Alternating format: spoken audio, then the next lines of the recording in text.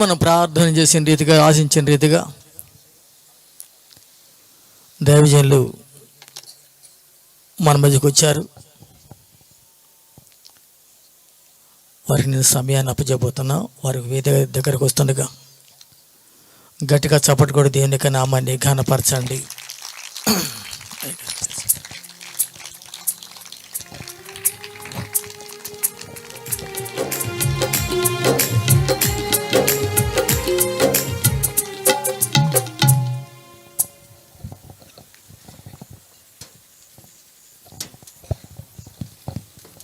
దేవుని స్తోత్రం. హల్లెలూయా. ఒకసారి రెండు చేతులు ఎత్తి ప్రభువు చెప్పండి, హల్లెలూయా. ఒకసారి అందరూ కలిసి మాట చెప్పండి, దేవుడు మంచివాడు అన్ని సమయాల్లో. కొంచెం గట్టిగా, దేవుడు మంచివాడు అన్ని సమయాల్లో. ఎంతమంది నమ్ముతున్నారు దీన్ని? చేతులు ఎత్తి నమ్ముతున్నామని చెప్పిన వాళ్ళందరూ గట్టిగా యేసయ్యకి చప్పలు కొట్టి స్తుతులు చెల్లిద్దాం. Praise lord. హల్లెలూయా. చాలా సంతోషం ప్రియులారా. ఈ దాసులపాలెం గ్రామంలో గత రాత్రి నుండి రేపు రాత్రి వరకు జరుగుతున్న ఈ చక్కని సభల్లో ఈ రెండవ రాత్రి నేనుండి దేవుని వాక్యం అందించడానికి నన్ను ప్రేమతో ఆహ్వానించినటువంటి దైవ సేవకులు, వయసులో నాకు తండ్రి సమానులు, సేవా అనుభవంలో కూడా ప్రభుతో నడుస్తూ చాలా అనుభవం కలిగిన దైవజనులు నతానియల్ అయ్య గారికి నిండు హృదయంతో వందనాలు తెలియజేస్తున్నాను. అలాగే దైవ సేవకులు జాషువా గారికి, అమ్మగారికి, దైవ సేవకుల కుటుంబం అంతటికి కూడా ప్రత్యేకమైన వందనాలు తెలియజేస్తున్నాను. చాలా సంతోషం. మరి రాత్రి చక్కని సంగీతాన్ని కూడా మనం ఈ స్థలంలో కలిగి ఉన్నాం ప్రభువుని ఆరాధించడానికి. అలాగే ఇక సౌండ్ సిస్టమ్ అంటే చెప్పక్కర్లేదు. ప్రారంభం నుండి కష్టపడే వాళ్ళు ఎవరయ్యా అంటే సౌండ్ సిస్టమ్, సంగీతమే. వారిని బట్టి నేను చాలా సంతోషిస్తూ ప్రియమైన తమ్ముళ్ళు కూడా ప్రత్యేక వందనాలు తెలియజేస్తున్నాను. దైవ దీవెన ఉండును గాక. మరి ఇక్కడ సేవకులు ఉన్నారు, వారికి కూడా ప్రత్యేక వందనాలు. వారిని బట్టి నేను ఎంతో సంతోషిస్తూ ఉన్నాను. అన్నిటికీ మించి మరి మిమ్మల్ని బట్టి కూడా చాలా సంతోషిస్తున్నాను. మరి దాసులపాలెం గ్రామం ఇది రెండోసారి నేను రావటానికి ప్రభు ఎంతగానో సహాయం చేశారు. ప్రియమైన దేవుని పిల్లలుగా మీతో కలిసి దేవుని సన్నిధి గడపటం నాకెంతో సంతోషం. మీరు కూడా కొంచెం నవ్వుతూ పెడితే మొఖాలు బాగుంటాయేమో. మీరు ఎట పెట్టారంటే మమ్మల్ని చూసి మీకు సంతోషమే కానీ మీరు రావటం మాకేమో ఆనందం లేదండి అన్నట్ట. ఉట్టిదేలేండి. అలా కొంచెం చిన్న కదిలిక ఉండాలి సభకండి. ఏదో ఒట్టిపోయినట్టు ఉండకూడదు, చిన్న కదిలిక. ఏది ఏమైనా దైవాశీర్వాదాలు నిండారులుగా మీ అందరికీ ఉండును గాక. చేతులతో పెద్ద హల్లెలూయా చెప్పండి. చాలా సంతోషం. ఓ పాట పాడుకొని ప్రభుని గణపరుద్దాం. ప్రియులారా, సమయం చాలా విలువైనదే. దేవుని వాక్యం తగిన సమయంలో మనం ధ్యానం చేయాలి. మరి అయినా కూడా ఒక చక్కని పాట పాడదాం అనిపిస్తుంది మిమ్మల్ని అందరినీ చూస్తుంటే. నేను రాసినటువంటి పాటల్లో నుంచి లోకానికి దూరంగా దేవునికి దగ్గరగా జీవించే జీవితం ఎంత ధన్యం. అంతేనంటారా? లోకానికి దగ్గరగా దేవునికి దూరంగా జీవించే జీవితం ధన్యం అంటారా? ఏది ధన్యం అంటారు? కొంచెం ఏదో ఒకటి చెప్పండి. నేను ఇలా ఈ వేదికకి కొంచెం స్పీడ్గా నడుచుకుంటా వేదికకి వచ్చేసరికి కొంచెం ఆయాసంగా ఉన్నట్టు, అంటే కొంచెం సమయం తీసుకోవాలి అన్నట్టుగా అనిపిస్తుంది నాకు మాట్లాడే క్రమంలో. దీన్ని బట్టి ఏమర్థమైందంటే నేను కూడా పెద్దోడిని అయిపోతున్నానన్న సంగతి. ఒక సమయంలో కొండలు కూడా ఎక్కేవాళ్ళం యవనస్తులుగా ఉన్నప్పుడు. ఇప్పుడు స్టేజీ కంగారుగా ఎక్కినా కొంచెం పెద్ద వయసు వస్తున్నట్టు తెలుస్తుంది. సరే, ఏది ఏమైనా ఆ చక్కని పాట పాడుకుందాం. ఒక అమూల్యమైన వర్తమానం ఈ రాత్రి మనం తీసుకుందాం. దేవుని స్తోత్రం. మరి పాట పాడే ముందే చక్కటి మాటలు మీకు చెప్తాను. దయచేసి మీ సెల్ ఫోను. అయ్యా జాషువా, ఈ ఎకో ఎందుకు నాకు? ఎకో వద్దులే, సౌండ్ ఉంచు, బాగా సరిపోతుంది. మీ సెల్ ఫోన్లు ఆపారా లేదో ఒక్కసారి చూసుకోండి దయచేసి. నేను ఈ గ్రౌండ్లోనికి ఇట్లా కారు దగ్గర నుంచి ఇలా గ్రౌండ్లోకి అడుగు పెడుతూ ఉండగా చేసిన మొట్టమొదటి పని నా ఫోను ఫ్లైట్ మోడ్లో పెట్టడం. అది నేను దేవునికి ఇచ్చే గౌరవం, దేవునికి ఇచ్చే విలువ. ఒక్క రింగు కూడా ఇక్కడ వినపడద్దు, సైలెంట్లో కూడా పెట్టద్దు, ఫ్లైట్లో పెట్టండి. మీరు విమానం ఎక్కినా ఎక్కలేకపోయినా ఇందులో విమానం అని ఒకటి ఉంటుంది, అది ఎక్కేయండి. ఫోన్లు రావు పోవు, పక్కన పాడేయండి ఒక రాయిలాగా. చక్కగా దేవుని మాటలు వినండి. ఈ కూడిక, ఈ సభ మీకు దీవెనకరంగా దేవుడు మార్చునుగాక. హల్లెలూయా. పాట పాడుకుందాం.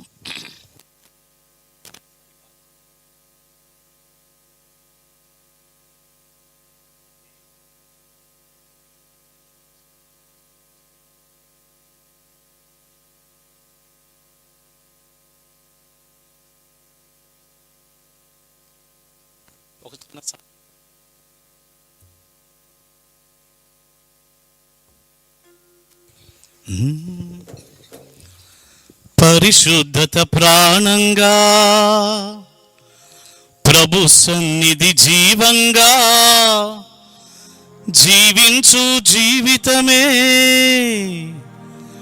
ఎంత ధన్యము.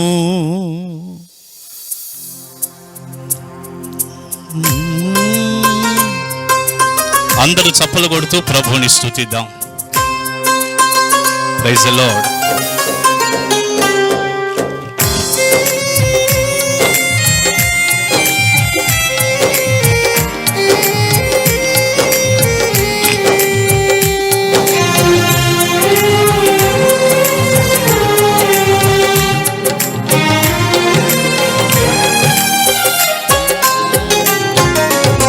లోకానికి దూరంగా, దేవునికి దగ్గరగా జీవించు జీవితమే ఎంత భాగ్యమో.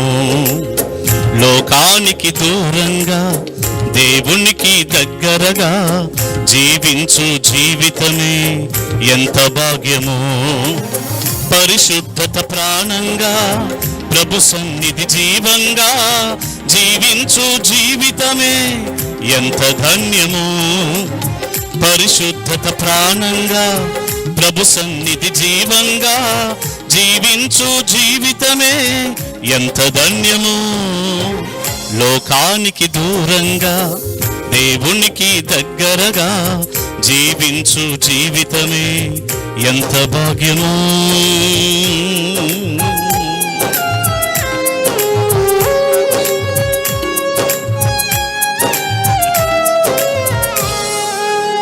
అందరూ చేతులు పైకెత్తి చప్పలు కొట్టండి. ఆమేన్. శబ్దం రావాలి దేవుణ్ణి స్తుతిస్తే.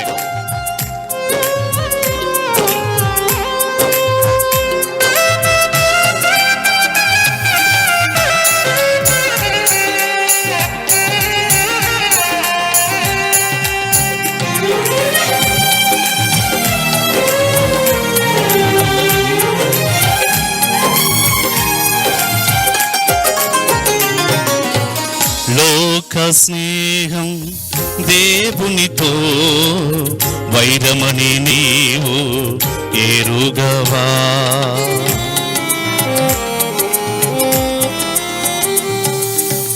లోక స్నేహం దేవునితో వైరమని నీవు ఎరుగవా. ఎవడు లోకముతో స్నేహము చేయును, వాడు దేవునికి శత్రువగును. ఎవడు లోకముతో స్నేహము చేయును, వాడు దేవునికి శత్రువగును. లోకానికి దూరంగా, దేవునికి దగ్గరగా జీవించు జీవితమే ఎంత భాగ్యము. లోకానికి దూరంగా, దేవునికి దగ్గరగా జీవించు జీవితమే ఎంత భాగ్యము.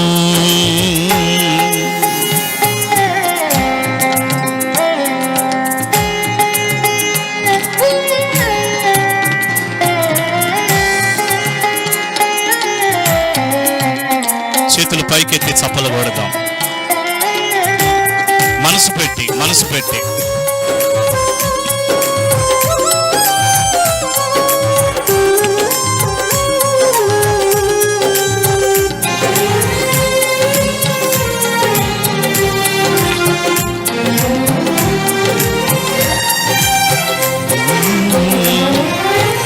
ఆత్మానుసారముగా ఆరంభించి శరీరానుసారముగా పరిపూర్ణులగుదురా.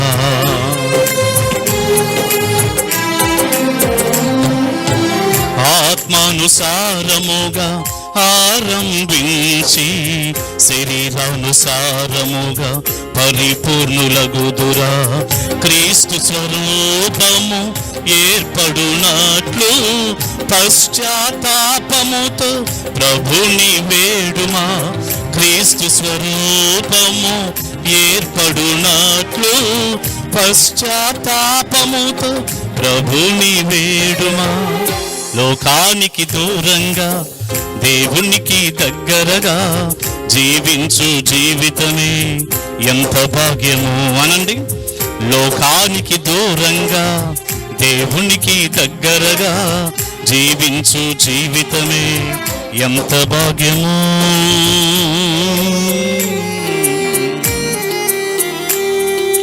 ఇదే భాగ్యం, దేవునికి దగ్గరగా జీవించటం, లోకానికి దూరంగా ఉండటం, పాపానికి దూరంగా ఉండటం. ఇదే గొప్ప భాగ్యం, ఇదే ధన్యత.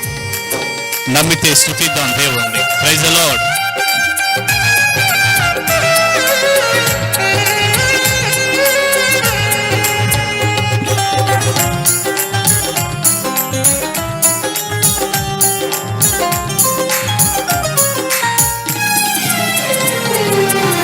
పాపము వలన వచ్చు జీతము మరణమైన నరకమేగా.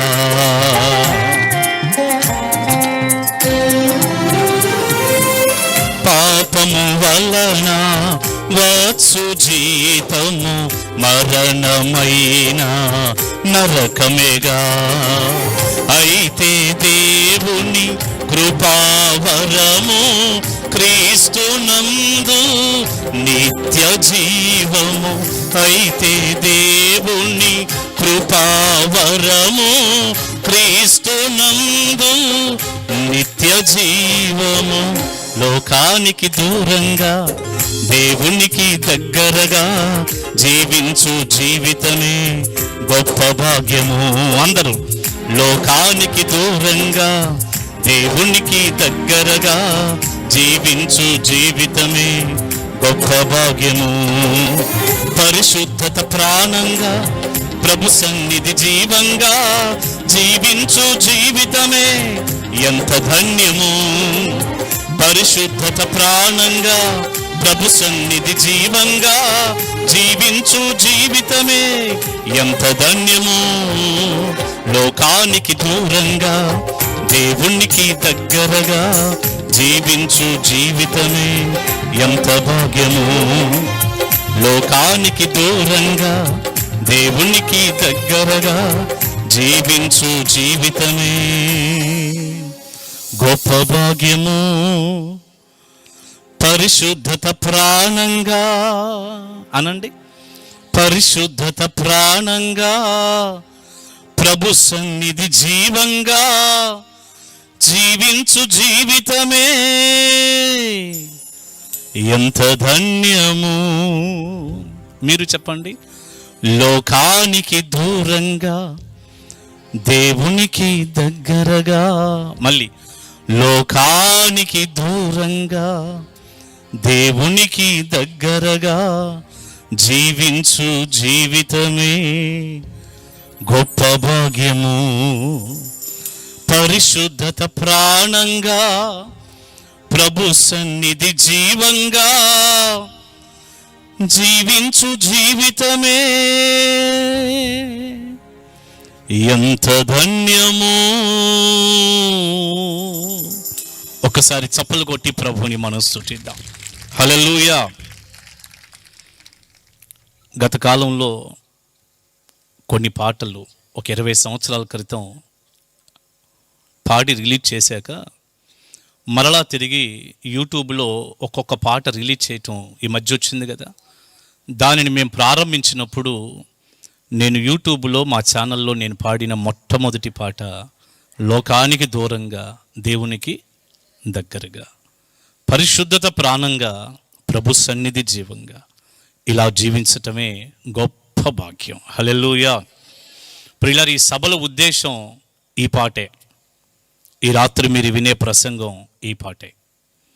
ప్రజలకి కావలసింది అదే. ఈ రాత్రి ప్రభు వస్తే మనకి కావలసింది కూడా కేవలం పరిశుద్ధతే. నమ్ముతున్నారా ఈ రాత్రి ఈ మాట? గట్టిగా చప్పలు కొట్టి ప్రభువును ఒకసారి స్తుతిద్దాం. హల్లెలూయా. ఓ చక్కని సందేశం మనం తీసుకుందాం. ఓ చక్కని సందేశం. ఎక్కువ ఇంకేమైనా ఉందా? కొంచెం ఉంటే తీసేద్దాం, ఎక్కువ పూర్తి తీసేద్దాం. Praise the lord. హల్లెలూయా. స్తోత్రం. Hallelujah. Hallelujah. Praise the lord. ప్రియులారా, మంచి సమయంలో చక్కని సందేశం. మరి దైవ సేవకులు కూడా చక్కని సమయం ఇచ్చారు. ఏదున్నా ఒక 5-10 నిమిషాలు అటు ఇటుగా మనం క్లోజ్ చేసేద్దాం. మంచి సమయంలో దేవుని మాటలు విందాం. ఎంతమంది సిద్ధంగా ఉన్నారండి ఈ రాత్రి?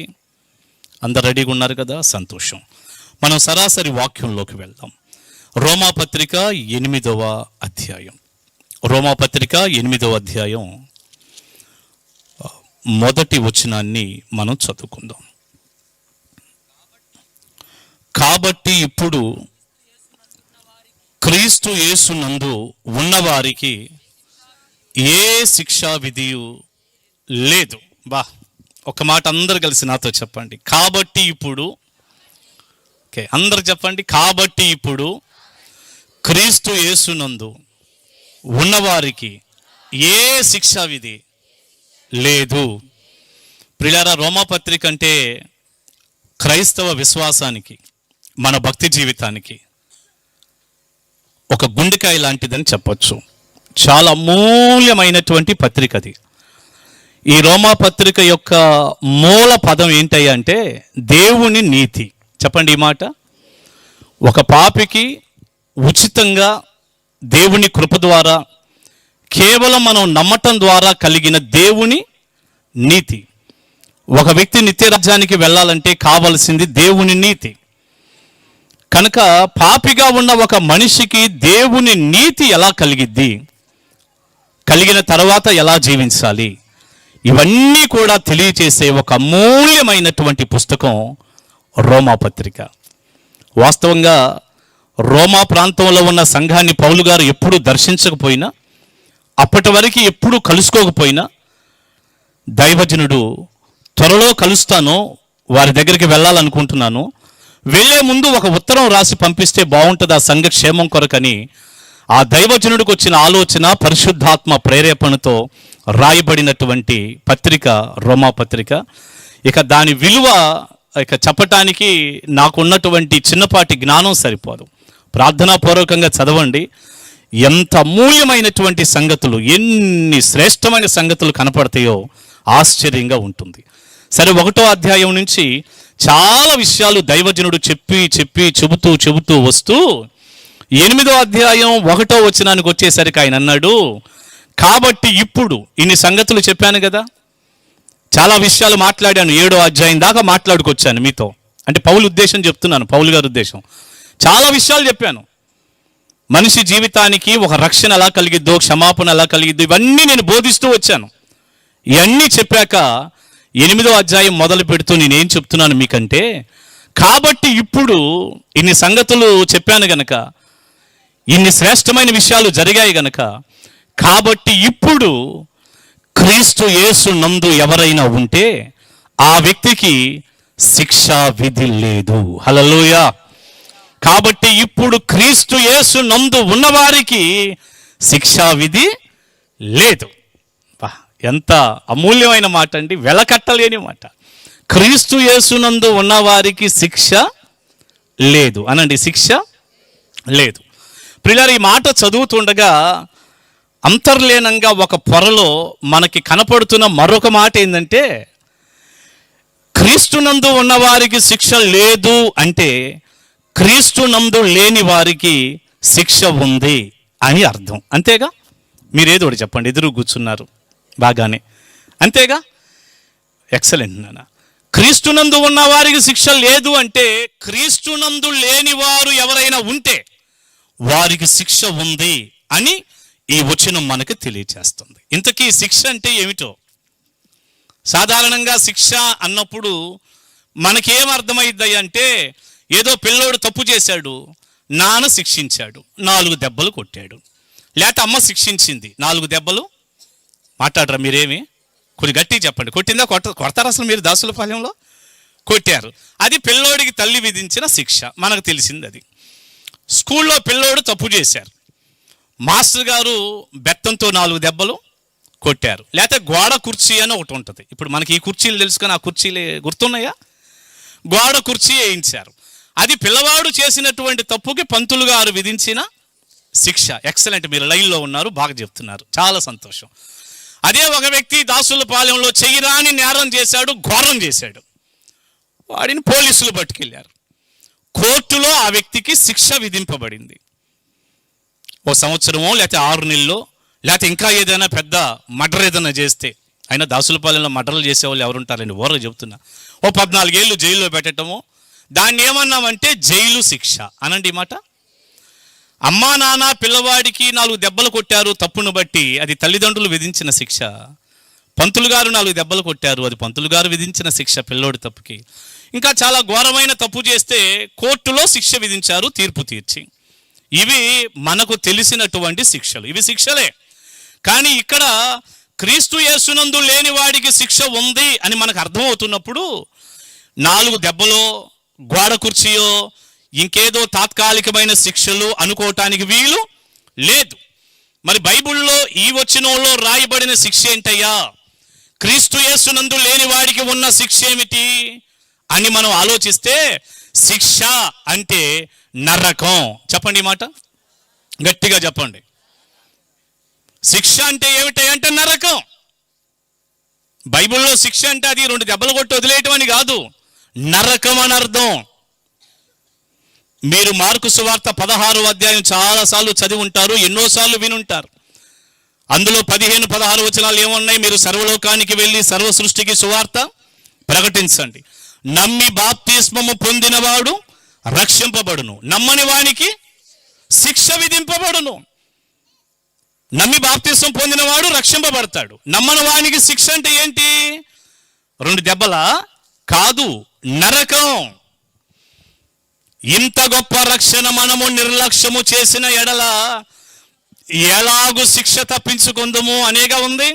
బైబిల్లో శిక్ష అని కనపడే పదానికి ఉన్న అర్థం ఏంటంటే నరకం అని అర్థం, నరకం అని అర్థం. ప్రియులారా, మీకు నరకం తెలుసా? ఏదోటి మాట్లాడినట్టు ఊరు చూస్తారే. తెలుసా అంటే మీరు అందులోకి వెళ్ళారా అని కాదు, తెలుసా అంటే నరకానికి వెళ్ళారా అని. వెళ్ళి ఎట్టొస్తారు మళ్ళీ? ఇప్పుడు ఎంట్రీని తాగినోడు చచ్చిపోతాడు అని తెలియాలంటే మనం ఎంట్రీని తాగక్కర్లేదుగా, తెలుసుకుంటే సరిపోయి దొర తాగి చచ్చిపోయాడని. అట్లాగే నరకం గురించి తెలుసా అంటే మనం నరకానికి ఏమి వెళ్ళక్కర్లా. బైబిల్ చదువుతున్నాము, దేవుని వాక్యం వింటున్నాము. నరకం అనేది ఒకటి ఉంది, అది చాలా వేదనకరమైందని మీకు తెలుసా? అమ్మా తెలుసా తెలీదా? చాలా మందికి అండి నరకం అనేది ఎలాంటిదో అలా తెలీదు. అసలు నరకం ఉందన్నా తెలియదు, నమ్ముదామన్న ఆలోచన ఉండదు, నరకాన్ని గురించిన ఏ వివరణ వాళ్ళకి లేదు, వాళ్ళకి తెలియదు, చెప్పినా వినరు. ఎవరు చూశారులేండి నరకం ఉందంటారు, తెలీదు చాలా మందికి. అందుకే ఈ నరకం తప్పించుకునే మార్గం ఇదేనయ్యా అని చెప్పినా ఎవరు నమ్మరు, వినరు. ఎందుకంటే ఆ నరకం అనేది ఎలాంటిదో ఏంటో చాలా మందికి తెలియదు. నేను ఇక్కడ ఒక మాట చెబుతాను. నేను పుట్టి పెరిగింది గుంటూరు జిల్లా తాడికొండ అనే ఊరు. మీకేం అభ్యంతరం లేదుగా నేను ఆడ పుట్టడం ద్వారా? మరి ఏంది అట్ట చూస్తారే ఉరివి గట్టిగా చెప్పండి. గుంటూరు జిల్లా తాడికొండలో నేను పుట్టి పెరిగా 50 సంవత్సరాల క్రితం. ఏమండి ఆ కార్డుల్లో ఏదో రేషన్ కార్డు, ఆధార్ కార్డుల్లో వాటిల్లో 76 అని ఉంది. మరో సంవత్సరం అటో ఇటు వేసుకోండి, నాకు తెలియదు. అక్కడ నా ఫ్రెండ్ ఉన్నాడు, చాలామంది స్నేహితులు ఉన్నారు, ఒక బెస్ట్ ఫ్రెండ్ ఉన్నాడు, వాడి పేరు పిచ్చయ్య. చెప్పండి ఏం పేరు? పిచ్చి అనే స్నేహితుడు ఉన్నాడు, వాడు టైలరింగ్ చేస్తాడు. ఇప్పుడు కూడా నా షర్ట్లు ప్యాంట్లు నా బట్టలన్నీ వాడే కొడతాడు నా ఫ్రెండ్. బస్ స్టాండింగ్ దగ్గరే ఇటు పక్క పోలీస్ స్టేషన్ ఉంటుంది, ఈ పక్కనేమో నా ఫ్రెండు షాప్ ఉంటుంది. నా బట్టలన్నీ అక్కడ ఇస్తుంటే కొడుతుంటాడు. తాడికొండలో అమ్మోళ్ళు అన్నయ్యోళ్ళు అందరు ఉన్నారు అక్కడ. మా నాన్నగారు చిన్నప్పుడు చనిపోయినా అందరు అక్కడే ఉన్నారు. నేను 25 సంవత్సరాల క్రితం, ఇప్పుడు ఎన్టీఆర్ జిల్లా అంటున్నాం కదా, ఇబ్రహీంపట్నానికి దగ్గర 10 కిలోమీటర్లు దొనబండ అనే ప్రాంతంలో నేను వచ్చి అక్కడ సేవ చేస్తున్నాను. 2000 సంవత్సరం మార్చికి వచ్చాను ఈ ప్రాంతానికి. నేను ఆయా సమయాల్లో అమ్మను చూద్దాం, అన్నయ్యోళ్ళను చూద్దామని వెళ్తూ ఉండేవాడిని. ఇప్పుడైతే అమ్మ లేరు, 10 సంవత్సరాల క్రితమే ప్రభువునందు నిద్రించారు. అయినా అన్నయ్యోళ్ళ కుటుంబాలు అన్నీ ఉన్నాయి కాబట్టి అప్పుడప్పుడు వెళ్తూ ఉంటాను. ముఖ్యంగా అక్కడ సువార్త కూడా ప్రకటిస్తూ సెమీ క్రిస్మస్లు పెడుతూ మొత్తానికి తాడికొండ అప్పుడప్పుడు వెళ్తూ ఉంటాను. నేను వెళ్ళిన ప్రతిసారి మా ఫ్రెండును కలుస్తా. ఈ అమ్మాయి చూడండి, అమ్మ నువ్వు వింటున్నావా, వాక్యం వింటున్నావు బంగారు తల్లి, నా కళ్ళేనే చూడు, పర్లేదా, నా మొహం చూడబుద్ధి అవుతుందా, ఏమన్నా ఇబ్బంది లేదుగా.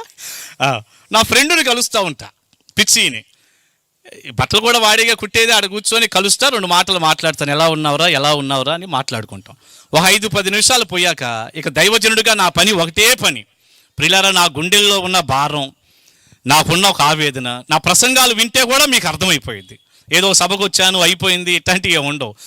ఒక భారం ఉంటుంది నా గుండెల్లో. ఏ వ్యక్తి కలిసినా కాసేపు మాట్లాడిన తర్వాత వెంటనే ఇదే వస్తుంది. ఏంటదంటే, పిచ్చితో అన్నాను, ఒరే పిచ్చియా, నువ్వు కూడా యేసు ప్రభుని నమ్ముకోరా. యేసయ్య నిజమైన దేవుడు, నిత్య జీవమై ఉన్నాడు, ఆయనే ఒక రక్షకుడు, నువ్వు నమ్ముకో అని నా ఫ్రెండ్కి చెబుతుండేవాడిని.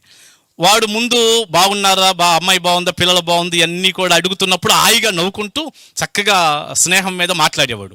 ఎప్పుడైతే యేసు ప్రభువుని నమ్ముకో అనే మాట నేను వాడానో వెంటనే వాడు నన్ను బాబాయ్ అంటాడు. వాడు సరదాగా, నువ్వేమైనా చెప్పు నేను వింటా, యేసు ప్రభువుని నమ్ముకోమని మాత్రం అస్సలు నాకు చెప్పొద్దు అంటాడు. సరే ఇక 2 మాటలు చెప్తాను, వాడు నమ్మడు కదా అని వదిలేస్తాను. అలా వెళ్ళినప్పుడల్లా చెప్తున్నాను. ఒకసారి అలాగే కూర్చొని 2 మాటలు మాట్లాడిన తర్వాత, ఒరే పిచ్చియా, యేసు ప్రభువుని నమ్ముకోరని యథావిధిగా నేను ఎప్పుడు చెప్పినట్టే చెబితే వాడు అన్నాడు, ఒరే ఫ్రెండ్ కాబట్టి నువ్వు వచ్చినప్పుడల్లా యేసు ప్రభువుని నమ్ముకో అంటున్నావు, అసలు ఎందుకులా యేసు ప్రభువుని నమ్ముకోవాలి అన్నాడు నన్ను. నేనన్నాను, ఎందుకు నమ్మాలంటావేంట్రా, నమ్ముకోకపోతే నరకానికి పోతావురా, నమ్ముకుంటే పరలోకానికి వెళ్తావు, ఆయనే మార్గం, నేనే సత్యము జీవము మార్గమై ఉన్నానని ప్రభువు చెప్పారు, ఎందుకు నమ్ముకోవాలంటావేంటి, యేసు ప్రభువుని నమ్ముకోకపోతే నరకానికి పోతావు అన్నా. చెప్పండి ఏమన్నాను అన్నా. వాడు ఎలాగైనా నా మాటలు వ్యతిరేకించాలని కంకణం కట్టుకొని ఉన్నాడుగా. నేను ఏది చెప్పినా నమ్మటానికి వాడు సిద్ధంగా లేడు కదా. అందుకని ఎందుకు నమ్మాలంటావేంది, నమ్మకపోతే నరకానికి వెళ్ళాల్సి వచ్చిందిరా, నరకానికి వెళ్తావు అని నేనంటే వాడంటున్నాడు, పోతే పోయా, నాకు ఆడే బాగుంటుంది, నేను నరకమే పోతా, యేసు ప్రభు గురించి చెప్పబాకన్నాడు వాడు. చెప్పండి ఏమంటున్నాడు. నిజంగా వాడి పేరు పిచ్చి కరెక్ట్గా సరిపోయినట్టుంది.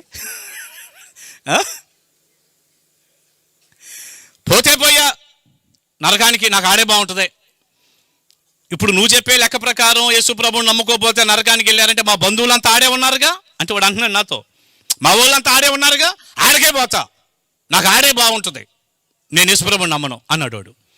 ప్రియులారా, నాకు ఆశ్చర్యం అయిపోయిన విషయం ఏంటంటే, నరకం బాగుంటాం ఏంటి, అదేమన్నా అత్తగారి ఇల్లా బాగుంటానికి, అబ్బో కొత్తలుడు వచ్చాడని చెప్పి నాటుకోని కోసి గారెలుండి పెడతాక అదేమన్నా అత్తగారి ఇల్లు అండి, నరకం బాగుంటాం ఏంటి, అసలు ఆ సౌండే బాగాలేదు. అందుకే కుటుంబాల్లో చాలా ఇబ్బందికరమైన వాతావరణాల్లో జీవిస్తున్న ఆడపిల్లలను గదిలించండి, ఎలాగున్నావమ్మంటే ఏముంటామన్నయ్య, నరకంలో ఉన్నట్టుందంటారు ఆ బాధలు చూసి. అసలు ఆ సౌండే బాగాలేదు, నరకం బాగుందంటానికి అత్తగారి ఇల్లా ఏంటి, మాట్లాడరా మీరేమి, లేకపోతే అదేమో ఊటీయా, కొడైకెనాలా, లేకపోతే ఆహ్లాదకరమైనటువంటి ఏమైనా అరకు వ్యాలీయా బ్రహ్మాండంగా ఉంది అంటానికి, అది నరకం. చెప్పండి ఏంటది, నరకం బాగుండేది ఏముంది, అది నరకం. అది ఎందుకు ఆ మాట అన్నాడు అంటే, నరకం ఎలాంటిదో ప్రజలకి తెలియదు. చెప్పండి మాట, నరకం ఎలాంటిదో ప్రజలకి తెలియదు కాబట్టి రకరకాల మాటలు నమ్మటానికి ఇష్టం ఉండదు. అదేమంటే ఆడే బాగుంటుంది అంటున్నాడు. మరి కొంతమంది అంటారు, మీరు మాట్లాడితే మైకు పట్టుకున్న దగ్గర నుంచి నరకం నరకం అని చెబుతుంటారు, మీరు చూసి వచ్చారా అంటారు మమ్మల్ని. మళ్ళీ చెబుతున్నా, ఏం చూసిరాటాకి ఏంటది, ఊటీయా నేను వెళ్ళొచ్చానండి, లేకపోతే కొరియానా వెళ్ళొచ్చాను, యెరూషలేం వెళ్ళొచ్చానంటాకి ఏంటది, అసలు నరకం చూసి ఎట్టొస్తాం, నరకానికి మాకు ఏ సంబంధం లేదు. హల్లెలూయా. క్రీస్తు యేసునందు ఉన్నవాడికి నరకం అనే శిక్ష లేదనే ఉంది. నరకానికి ఎట్టెళ్ళి వస్తాం? నరకానికి మేము వెళ్ళేది లేదు, వచ్చేది లేదు. నరకానికి మాకు ఏ సంబంధం లేదు. కావాలంటే నువ్వు పోవటమే. అయ్యగారు ఎట్ట పోవాలి అంటారా? ఇది కూడా తెలీదా? కొంతమంది అడుగుతారండి. కొంతమంది అమాయకంగా ఎట్ట పోవాలి నరకానికి, ఎట్ట పోవటం ఏముంటాయి? నీ దుంపదాగా నీకు ఎట్ట కంఫర్ట్గా ఉంటే అట్ట పో, నీకు ఎట్ట వీలైతే అట్ట వెళ్ళయ్యా. నన్ను అడుగుతావే? ప్లగ్లో ఏలు పెట్టు, కరెంట్ ఉందిగా ఇంట్లో, ఆ ప్లగ్లో ఏలు పెట్టు, ఆ వైర్లు గట్టిగా పట్టుకో, టప్పును కొట్టిద్ది, కళ్ళు బయటకు వస్తాయి, జుట్టు పైకి లేచిద్ది, పొగలు వస్తూ ఉంటాయి. నరకం ఏంటి? ఆ తర్వాత కూడా కనపడింది. ఇంకేమన్నా మేము చెప్పలేదున్నా కనపడింది నీకు. నీకు ఎట్ట కంఫర్ట్గా ఉంటే అట్ట, ఎట్ట సుఖంగా ఉంటే అట్ట పో. అది కూడా మమ్మల్ని అడగాల? మీరే చెప్పండి. ఎట్టా వెళ్ళేదంటే ఎట్ట వెళ్తాం ఏముంది? నువ్వు ఈ లోకాన్ని వదిలిపెట్టంలోనే చెడులో ఉండి నీకు మొట్టమొదట కనపడేది పాతాళం, తర్వాత కనపడేది నరకం. చూసొచ్చావా, ఉంటే మాకు చూపించు, ఇలాంటివన్నీ చెప్పకూడదు. చాలామంది అంటారు ఇప్పుడు నరకం చూపించండి, మేము యేసు ప్రభువుని నమ్ముతాం అంటే. నువ్వు నమ్మకపోతే ఆయనకేదో లాసులాగా. ఇప్పుడు చాలామంది చూడండి, చూపిమనండి, దేవుడు కనపడమనండి, నరకం కనపడమనండి, నా ముందుకు రమ్మనండి, మేము నమ్ముతాం అంటే మనం పెద్ద హీరోలమను, పాపం ఆయన అవసరం లాగా. అంతేగా? అసలు ఆయన దయదలిస్తే రేపు పొద్దున మంచం దిగుతాం మనం. 3 మోషన్స్ అయితే 4వ దానికి ఉంటామో పోతామో తెలియదు. మనం ఆయన్ని రమ్మనండి, కనపడమనండి, దేవుడు ఉంటే చూపి, నరకం ఉంటే చూపిమనండి, మేము నమ్ముతాం, మారతాం మేము. నరకం కనపడితే మీరు మారటం కాదు, మాడతారు. దేవుడు కనపడ్డాడు అనుకో, మారటం కాదు, మాడతారు మీరు. కనపడదట్ట, చాలా ఈజీగా చూపించగలడు. ఇంత ప్రయాస ఎందుకు, ఇంత మీటింగ్లు ఎందుకు, ఇంత భారం ఎందుకు, ఇంత చాకిరి ఎందుకు? ఇదే దాసులపాలెంలో మీరు కూర్చున్నటువంటి గ్రౌండ్, లేకపోతే దాసులపాలెం సెంటర్లో భూమిని దేవుడు పగలగొట్టి పాతాళం ఇలా ఉంది, అగ్ని ఇలా ఉంది, ఏడుపులు ఇలా ఉన్నాయని చూపిస్తే దాసులపాలెం అంతా మారిద్ది. కానీ దేవుడు అలా చేసే దేవుడు కాదు. ఆయనకు ఒక పద్ధతి ఉంది. ఆ పద్ధతిలో మనం తెలుసుకోవాలి. ఏంటి ఆ పద్ధతి? ప్రభువే చెప్పాడు, చూసి నమ్మిన వారి కంటే చూడక నమ్మిన వారు. ఇప్పుడు మీకు నరకం ఉందని చెబుతూ ఉండగా, పరిశుద్ధ గ్రంథంలో రాసిన మాటలు చెబుతుండగా అది నమ్మాలి. కనపడితే ఎవరైనా నమ్ముతారు. తీయగలడు దేవుడు బయటికి. నరకాన్ని చూపించడం, పాతాళాన్ని చూపించడం దేవుడికి పెద్ద పనేం కాదు. కానీ ఆయన పద్ధతి అది కాదు. అందుకే సువార్త. అందుకే గత అనేక సంవత్సరాలుగా, మరి 40 ఏళ్ళు 50 ఏళ్ళు అయ్యగారికి దేవుడు ఇక్కడ పెట్టింది. అందుకే మందిరాలు, అందుకే సువార్త సభలు, అందుకే ఈ రాత్రి దైవజనుడిగా నన్ను తెచ్చింది, అందుకే దైవజనుల గుండెల్లో భారము, అందుకే నేను నిలబడింది, అందుకే దేవుని మాటలు మనుషులు నమ్మి నరకముందని తెలుసుకొని పరలోకానికి వెళ్ళే జీవ మార్గమైన క్రీస్తులోనికి రావటం, అది దేవుడు పెట్టిన పద్ధతి. చేతులతో పెద్ద హల్లెలూయా చెప్పండి. లేకపోతే మాకు ఈ ప్రయాస అంతా లేకుండా కూడా బ్రహ్మాండంగా ఆయన ఒకసారి చూపిస్తే అందరూ మారుతారు. ఇట్లాంటి మందిరాలు 10 కట్టాలి ఇక మనం బారుకి, అంత పెద్దది వేయాలి, అందరూ వచ్చేస్తారు ఇక. కానీ ప్రభు అన్నాడు, చూసి నమ్మిన వారి కంటే చూడక నమ్మిన వారు ధన్యులు. నరకం అనేది ఉంది, గ్యారంటీగా ఉంది, పరిశుద్ధ గ్రంథంలో రాయబడి ఉంది. కాబట్టి మనం నమ్ముతాం, నమ్మి తీరాల్సిందే. హల్లెలూయా. కానీ చాలా మందికి నరకం ఉందంటే నమ్మరు. ఏడుందంటారు, మీరు చూసొచ్చారా అంటారు, ఉంటే చూపించమంటారు, పోతే పోయి ఆడే బాగుందంటారు. ఏంటి బాగుండేది? అసలు నరకం బాగుండేది ఏంటి రా బంగారు తల్లి? నరకం బాగుండేది ఏంది? అసలు ఇంతగా నరకంలో ఏముంటుందో మీకు తెలుసా? మీకు తెలుసండి? పాతాళం, నరకం అని 2 ఉంటాయి. చెప్పండి ఈ మాట. పరదేశు, పరలోకం అని 2 ఉంటాయి. ఈ 4 ప్లేసులు ఉంటాయి. అన్నీ ఒకటి కాదు. పాతాళం వేరు, నరకం వేరు, పరదేశు వేరు, పరలోకం వేరు. మొట్టమొదటిగా యేసు ప్రభువుని ఎరగకుండా చెడులో ఉండి చచ్చిపోయిన ఒక వ్యక్తి వెళ్ళేది పాతాళం. ఆ తర్వాత చివరి తీర్పు తర్వాత వారందరూ వెళ్ళేది నరకం. ఇంతకీ నరకంలో ఏముందో, నరకమన్నా పాతాళమన్నా ఒకటే అని తీసుకోండి. 2 పెద్ద తేడా ఏం లేదు. 2 వేరు వేరైనా ఉండేది ఒకటే. ఇంతకీ నరకం బాగుందా, బాధ ఉందా? బాగుందా? అక్కడ బాధ ఉందా? నరకంలో ఏముంది? నరకంలో మీరు లెక్క పెట్టండి, ఏడుపు ఉంది. చెప్పండి ఏముంది? పాతాళంలో కూడా అదే ఉంది. 16వ అధ్యాయం మీరు తర్వాత ఇంటికి వెళ్ళా చదువుకోండి, లోకా సువార్త. ధనవంతుడు పాతాళానికి వెళ్ళి బాధపడుతున్నాడుగా. బైబిల్ అంతా మనం అలా క్షుణ్ణంగా చదివితే పాతాళంలో లేక నరకంలో ఏముంటుంది అంటే ఏడుపు ఉంటుంది. చెప్పండి, ఇలా చీకటి ఉంటుంది, పొల్లు కొరుక్కునేంత బాధ ఉంటుంది, కేకలు ఉంటాయి, భయంకరమైన వేదన ఉంటుంది, ఆరని అగ్ని ఉంటుంది. అది చీకటి ఉండే స్థలం, అది ఏడుపు ఉండే స్థలం, అది భయంకరమైన శ్రమ ఉండే స్థలం. వారి బాధ సంబంధమైన పొగ యుగయుగాలు లేస్తానే ఉంటదన్నాడు బైబిల్లో. యాతన పెట్టబడే స్థలం, బాధ ఉండే స్థలం, భయంకరంగా పొల్లు గురుక్కునేంత శ్రమ, బాధ ఉండే స్థలం అది. దాంతో పాటుగా పాతాళంలో అగ్ని జ్వాలలు ఉన్నాయి. నరకంలో అయితే దేవుడు అగ్ని గంధకాలు కురిపిస్తూ ఉండగా ఆరని అగ్ని ఉంది. ప్రభువు చెప్పాడు, నరకమున అగ్ని ఆరదు, వారి పురుగు, గట్టిగా చెప్పండి, అగ్ని ఆరదు, పురుగు సావదు. పాతాళ నరకంలో ఉంది వేదన, ఏడుపు, పొల్లు కొరుకోవటం, ఆరని అగ్ని. బాగుండేదేంటి? దాసుల పాలెంలో ఎవరైనా మీకు శత్రువు ఉంటే శత్రువు కూడా అక్కడికి వెళ్ళకూడదు. శత్రువు కూడా వెళ్ళకూడదండి. అంత భయంకరమైన స్థలం అది, ఆషామాష కాదు. మళ్ళీ ఒక అడుగు వెనక్కి వస్తాను. అసలు ఈ సభలు పెట్టిందే నరకం నుంచి ప్రజలు రక్షింపబడాలని, అసలు ఈ సభలు పెట్టిందే శిక్ష నుండి బయటపడాలని. నిలబడిన నాలాంటి దైవ సేవకుల గుండెల్లో కూడా ఇదే ఉండునుగాక. హల్లెలూయా. టీ అది తాగాక చర్చిలో కూర్చున్నా. ముందెళ్ళి ఒక అరగంట లోపు అయింది నేను వచ్చి. మందిరంలో కూర్చున్నా చాలు అనిపించింది, అంత ఆహ్లాదంగా ఉంది. మీరెంత ధన్యులు, సంతోషం. టీ అది తాగాక బయలుదేరి నతానేలయ్య గారు, అయ్య గారు ఒక మాట ప్రార్థన చేయండి అన్న. చూడండి, దైవ సేవకుల గుండె లోతుల్లో ఉన్న ఆలోచన చెప్తాను. ఒక మాట ప్రార్థన చేయండి, వెళ్దామన్నా. ఆ దైవ సేవకులు చేసినటువంటి ఆ 6 నిమిషం ప్రార్థనలో, ప్రభువా దైవజనుణ్ణి వాడుకోండి, ప్రజలు మారు మనసు రక్షణ పొందటానికి సహాయం చేయండి అన్నాడు. చప్పలు కొట్టి దేవుని స్తుతించండి. ఇలాంటి దైవ సేవకుల్ని కలిగిన మీరు ఎంతో ధన్యులై ఉన్నారు. నిండు మనసుతో చెప్తున్నాను. నిజమైన దైవజనుడు గుండెల్లో ఉండాల్సిన భారం అది. ఈ రాత్రి ప్రభు వస్తే యాడిగిపోతారు, ఈ రాత్రి చావే వస్తే యాడిగిపోతారు. క్రీస్తు యేసునందు లేనటువంటి వ్యక్తికి శిక్ష ఉంది, అది ఆరని అగ్ని, నరకం, ఏడుపు ఉండే స్థలం. ఈ స్థలానికి వెళ్లకుండా ప్రతి ఒక్క వ్యక్తిని కూడా దేవుడు రక్షించునుగాక. శిక్ష అంటే అది బిడ్డ, శిక్ష అంటే అది. క్రీస్తు యేసునందు లేని వాడికి శిక్ష ఉంది అంటే నరకం, పాతాళం, అగ్నిగుండం.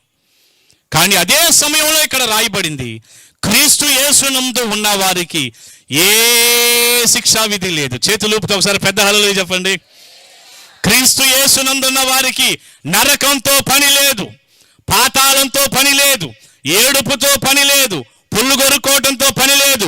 ఆరని అగ్నిగుండానికి మనకు ఏ సంబంధము చెప్పండి?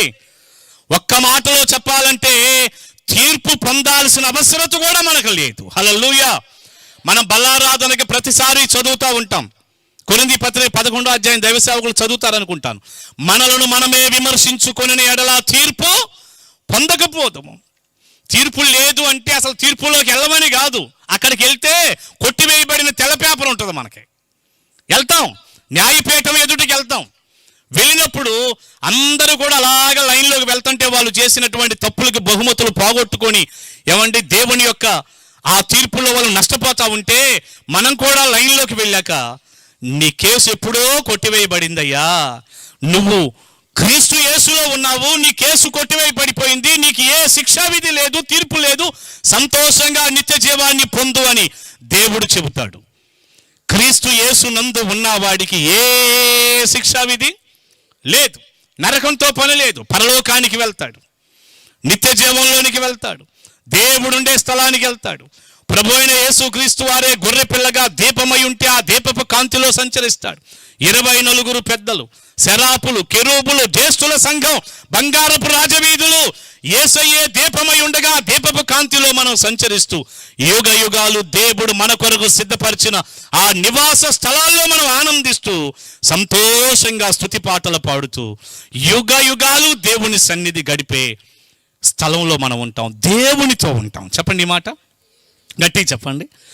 ఇక్కడ ఆయన ఆరాధిస్తూ ఇక్కడ మనం ఎవరి దగ్గర అయితే ఉన్నామో ఆ ప్రియ రక్షకుణ్ణి ముఖాముఖిగా చూస్తాం, ఆయనతో ఉంటాం. శిక్ష లేదు, నిత్య జీవం ఉంది. ఒకసారి చప్పలు కొట్టకూడదు గట్టిగా ఒకసారి హల్లెలూయా. క్రీస్తు యేసునందు ఉన్నవాడికి ఏ శిక్షా విధి లేదు, నిత్య జీవం ఉంది, దేవునితో మనం ఉండబోతూ ఉన్నాం. నిజంగా మనం ఎంత ధన్యులమండి. సంతోషంగా పెద్ద హల్లెలూయా చెప్పండి, గట్టిగా చెప్పండి హల్లెలూయా. ఈ రాత్రి మీరందరూ కూడా ఈ ధన్యత, ఈ భాగ్యం పొందుకొని జీవించుదురుగాక. సరే, మళ్ళీ ఆ వచనాన్ని ఒక్కసారి నేను ఇలా చదువుతాను. కాబట్టి ఇప్పుడు క్రీస్తు యేసు నందు ఉన్నవాడికి ఏ శిక్షా విధి? ఏదో ఒక మాట చెప్పండి. లేని వారికి శిక్ష ఉంది, ఉన్నవారికి లేదు. మళ్ళీ చెప్పండి. క్రీస్తు యేసునందు లేని వారికి శిక్ష ఉంది, క్రీస్తు యేసునందు ఉన్నవారికి శిక్ష లేదు. మీకు శిక్ష కావాలా, శిక్ష లేకుండా కావాలా? కొద్ది గట్టి చెప్పండి ఏదో ఒకటి. కావాలంటే అదేనా చెప్పండి, ఏదో ఒకటి చెప్పండి. అట్ట ఎందుకు అటా ఇటా? శిక్ష లేకుండానే కావాలి, శిక్ష మనకొద్దు. ఇప్పుడు శిక్ష లేకుండా ఉండేది ఎవరన్నాడు? క్రీస్తు యేసునందు ఉన్నవాడికి శిక్ష లేదు. సరే, మీరందరూ కూడా శిక్ష లేకుండా నిత్య జీవం కావాలంటున్నారుగా. మిమ్మల్ని అందరినీ నేను సూటిగా అడుగుతున్న ఒకే ప్రశ్న, మీరు క్రీస్తు యేసునందు ఉన్నారా? టైం తీసుకోండి, ఏం కంగారు ఏం లేదు. మనం ముగించుకునేది రేపేగా, ఏం కంగారేం లేదు. మరి దీని దగ్గర మరి ఆ ప్రశ్న వేసుకోకపోతే మరి ఏం చెప్పాలి మనం? క్రీస్తు యేసునందు మీరు ఉన్నారా? మాయ్ ఉన్నారా లేరా? క్రీస్తు యేసునందు ఉన్నారా అంటే పక్కకు తిరిగి ఏం చెబుతున్నారు? అదేంటి అబ్బా, క్రీస్తు యేసునందు ఉన్నారంటారేంటి అయ్యగారు? మనం అసలు ఎవరితో ఏం మాట్లాడుతున్నాడు ఆయన? ఎక్కడికి వచ్చి ఏం చెబుతున్నాడు? ఏదో నతానియేలు గారు మైక్ ఇచ్చారు కదా అని అసలు మేమందరం పెద్ద ముసుగులేసి ఈ రకంగా బైబిల్ పట్టుకొని ఏడకొచ్చి కూర్చొని మేమందరం ఈ శైలిలో కూడా దేవుణ్ణి ఆరాధించి సచ్చిందాకా సప్పట్లు కొట్టి ఆరాధన చేసి ఆ రకంగా వాక్యం చెబుతుంటే కూడా నవ్వు రాకపోయినా నవ్వుతూ వాక్యం ఏంటంటే అసలు మేమందరం వచ్చి ఈ పట్టాల మీద నిన్నటి నుంచి కూర్చొని రేపుడు దాకా ఉండి ఇలా ఆరాధన చేస్తా, అసలు ఆ మందిరంలో పడి అసలు మేము కట్టిన మందిరం ఏంటి, అక్కడ పాకుతా ఎంత ఆరాధన చేస్తా ఇట్టుంటే అసలు ఎక్కడికొచ్చి ఏం మాట్లాడుతున్నావయ్యా నువ్వు అని చెప్పుకుంటున్నారా మీరేమన్నా? నేను అడిగిన ప్రశ్నకి ఏదైనా ఆన్సర్ ఇవ్వండి. మీరు క్రీస్తు యేసునందు ఉన్న బైబిల్ అంతా ఏడే చదివేస్తున్నట్టుంది ఒక అక్క అయితే, మొత్తం పేజీలు ఇంటికాడ చదవని వాళ్ళు ఏడు చదువుతుంటారు. అమ్మా వింటున్నావా? ఏడు బైబిల్ చదవకూడదు, వాక్యమే వినాలి. హల్లెలూయా. ఇంటికెళ్ళి చదువుకోవాలి. నేను చెప్పినప్పుడు వాక్యం చూడాలి. మీరు క్రీస్తు యేసునందు ఉన్నారా లేరా? ఏమంటే ఏమవుతుందో అని వీళ్ళకో పెద్ద బాధ. ఏమండి, నేను నిజంగా ఒక మాట చెప్పనా, మనం ఏమనుకుంటామంటే సాధారణంగా ఇప్పుడు నేను అన్నట్టే సరదా కన్నా అది చాలా సీరియస్ మ్యాటర్. ఏడుదాకా వచ్చాం కాబట్టి యేసు ప్రభువులో లేకపోతే దేంట్లో ఉన్నట్టు? ముసుకేసాం కాబట్టి మేము క్రీస్తులో లేకపోతే ఎవరిలో ఉన్నట్టు? మా దగ్గర ఉన్న బైబిల్ అసలు అయ్యగారి దగ్గర కూడా లేదు. పెద్దచ్చు బైబిల్ మా దగ్గర ఉంటే మరి యేసుక్రీస్తులో లేక ఏమున్నట్టు? మేము క్రమం తప్పకుండా మందిరానికి వెళ్తాం, క్రమం తప్పకుండా దశమ భాగం ఇస్తాం. మేము పాటలు పాడితే పక్షులు ఆలకించాలి. చెప్పండి ఈ మాట. మనుషులు నిద్రపోయినా పర్లా, మేము పాడుతుంటే నిద్రపోతారు కానీ సంగీతం వాళ్ళని కూడా చంపుతూ ఉంటాం. మేము పక్కకు పోయి వాళ్ళని కూడా పక్కకు లాక్కుపోతూ ఉంటాం. కానీ పక్షులు ఆలకించాలా? మాకు తెలిసినంత వాక్యం ఎవరికి? మేము బాప్తిసం పొందింది ఎప్పుడు అనుకుంటున్నారు? నీళ్ళలో మునిగి 25 ఏళ్ళు అయింది. ఈయన ఇప్పుడు వచ్చి నిలబడి నల్లు సూటు ఒకటి వేసుకొని నిలబడి మీరు క్రీస్తులో ఉన్నారు. అసలు మనం లేకపోతే ఎవరు ఉన్నాం? అసలు మేము పుట్టిందే యేసు ప్రభువుల్లో అయితే మరి ఏంది ఇది? అసలు మేము పుట్టిందే యేసు ప్రభువుల్లో. మా తాత ఎవరు అనుకుంటున్నాం? సంఘ పెద్ద. మా నాన్న సంఘ పాదిరి. అసలు మా ఫ్యామిలీ మొత్తం యేసు ప్రభు ఫ్యామిలీ. అసలు ఆ కుటుంబంలో నేను అసలు యేసు ప్రభు ఒళ్ళో పుడితే తెల్లారు లేగితే మా ఇంట్లో క్యాలెండర్లు ఉంటాయి, యేసు ప్రభు ఫోటోలు ఉంటాయి. అసలు క్రిస్మస్కు మేము కట్టిన స్టారు ఏంటో మెట్ట చూస్తారు చెప్పండి.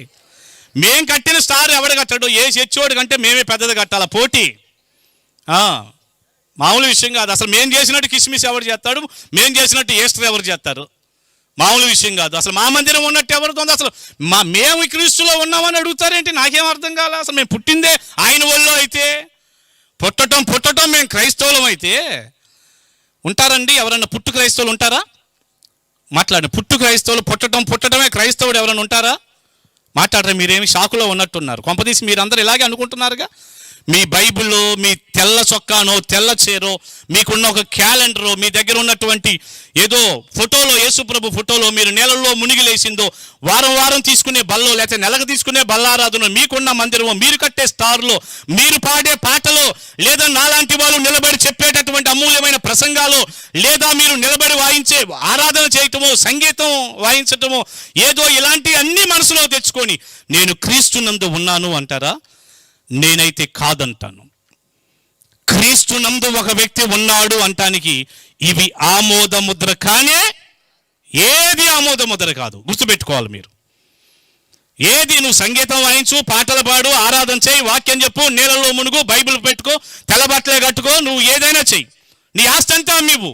క్రీస్తు యేసునందు నువ్వు ఉన్నావు అంటానికి ఇప్పుడు నేను చెప్పేది ఏమీ ఆమోద ముద్ర కాదు. మీరు అనుకుంటున్నారు మేము ఏడుదాకా వచ్చాం కాబట్టి మేం కాకపోతే ఎవరుంటారు క్రీస్తునందు మేమే అని. అది ఒక భ్రమ మాత్రమే.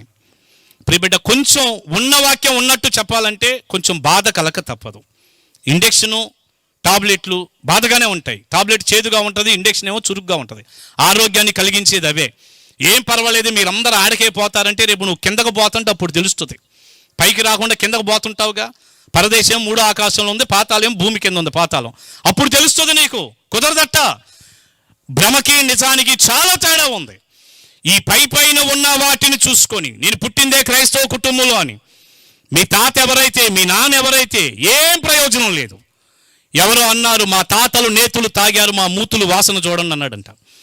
అట్లాగే మీ తాత ఎవరైతే నీకు వచ్చేది ఏం లేదు. మరి వాళ్ళు అన్నం తింటారుగా, నువ్వు మానేయొచ్చుగా. వాళ్ళు స్నానం చేస్తారు, నువ్వు మానేయొచ్చుగా. లేదా నీ స్నానం నీదే, నీ భోజనం నీదే. నువ్వు క్రీస్తునందు ఉన్నావంటానికి నీ భక్తి నీదే. ఇప్పుడు వరకు నేను చెప్పిన లిస్ట్ ఏది కూడా మళ్ళీ చెప్తున్నాను, మర్చిపోకుండా గుర్తుపెట్టుకోండి. ఇదంతా నువ్వు క్రీస్తునందు ఉన్నావు అంటానికి ఆమోద ముద్ర కానే కాదు. అలాగని వద్దనా కాదు. నేను వద్దని చెప్పలా. ఇప్పుడు నేను చెప్పినవన్నీ కావాలి. బాప్తిస్వం కావాల్సిందే, బల్లారాధన కావాల్సిందే, నువ్వు చక్కటి కానుక మీటింగ్స్కి ఇవ్వాల్సిందే, నీ దగ్గర బైబిల్ ఉండాల్సిందే, తెల్లబట్టలు మనం వేసుకోవాల్సిందే, పాటలు పాడాల్సిందే, సంగీతం వాయించాల్సిందే, ప్రసంగాలు చేయాల్సిందే, దేవుని కొరకు ఏదైనా నువ్వు తలపెట్టి చేసేది చేయాల్సిందే, వద్దని కాదు. కానీ నువ్వు క్రీస్తు యేసునందు ఉన్నావు అంటానికి అది ఆమోదం కాదు. గట్టిగా చెప్పండి, అది ఆమోదం. ఇక్కడ కూర్చున్న మీలో బోలెడు మంది క్రీస్తులో లేరు. తెలుసా ఈ సంగతి మీకు? కొంచెం కష్టమే ఈ పదం, ఈ మాటలు కష్టమే. నేను అబద్ధాలు చెప్పలేను, మోసం చేయలేను. నా సేవ అది కాదు. ఉన్నది చెప్పటమే ఒక దైవజనుడిగా. I'm God servant. దేవుని వాక్యం ఉన్నట్టు చెప్పటమే నా పని. అదే నా ఉద్యోగం. దేవుడు నాకు ఇచ్చిన పని అదే. మీలో చాలామంది, అందరూ కాదు, చాలామంది ఇక్కడ ఆరాధనలో ఉన్నారు, సభలో ఉన్నారు, క్రీస్తునందు లేరు. చెప్పండి, క్రీస్తునందు. ఇప్పుడు నేను చెప్పిన లిస్ట్ అంతా మళ్ళీ చెప్తున్నాను. వద్దని కాదు, క్యాలెండర్ వద్దని కాదు, స్టార్ వద్దని కాదు, ఏం వద్దని నేనేమంటలేదండి. అన్నీ మనకు కావాలి, నా దగ్గర ఉన్నాయి. చెప్పిన లిస్ట్ అంతా నా దగ్గర ఉంది, మీ దగ్గర ఉంచుకోండి. కానీ నేనైనా మీరైనా ఈ పైన కనపడే వాటితో క్రీస్తునందు ఉన్నాము అంటానికి ఆమోదం కానే. కానీ చాలామంది ఏం చేస్తారంటే వీటిని బట్టి క్రీస్తులోనే ఉన్నాము అంటారు. మీకు చిన్న మాట చెబుతా. మన క్రైస్తవుల్లో ఎవరైనా చచ్చిపోతే ఏమండి, చచ్చిపోయిన తర్వాత సమాధి దగ్గర మేమేం చేయాలి? ఖచ్చితంగా మేమేం చేయాలో తెలుసండి? ఇతను ప్రభువునందే నిద్రించాడు చెప్పండి. ప్రియ సహోదరుడు ప్రభువుని నేను చాలా సమాధుల దగ్గర చూశాను. పాస్టర్ గారు ఏం చెప్తారంటే, ప్రియులారు నేను చెప్పనండి, మీరు నమ్మండి నమ్మపోయి నేనేం చెప్పను. నేను ఏది ఉందో అది చదివి మట్టేసేస్తాను అంతే తప్ప ప్రభువుని తెలుసుకున్నాడు, ప్రభువునందు నిద్రించాడు, చాలా నమ్మకమైన విశ్వాసం అంటే ప్రజలను సంతోషపరచటానికి. అలా చెప్పకపోతే కుదరదు కదా. అంటాంగా మనం ప్రియ సహోదరుడి దేహాన్ని దుమ్ముకు దుమ్ముగా, చెప్పండి గట్టిగా, అటు దుమ్ములా చూస్తారే, దుమ్ముకు దుమ్ముగా, మట్టికి మట్టిగా, ఏమండి దేహాన్ని మట్టికి అప్పగిస్తున్నాం, ఆత్మను దేవుడికి, చెప్పండి, ఆత్మను దేవునికి అప్పగిస్తున్నాం. అరే రే రే రే నిన్న సాయంత్రం 4 పోయాడు నరకానికి. ఇప్పుడు అప్పగించడానికి ఆత్మ ఏడుంది బయట? మీరు ఆలోచించండి. నేనేం చెప్పాను? నేను తర్వాత కింద దిగాక మీకు ఏదన్నా కావాలంటే నన్ను అడగొచ్చు, అన్నం తినేదాక. ఆత్మ ఎప్పుడో పోయాడు.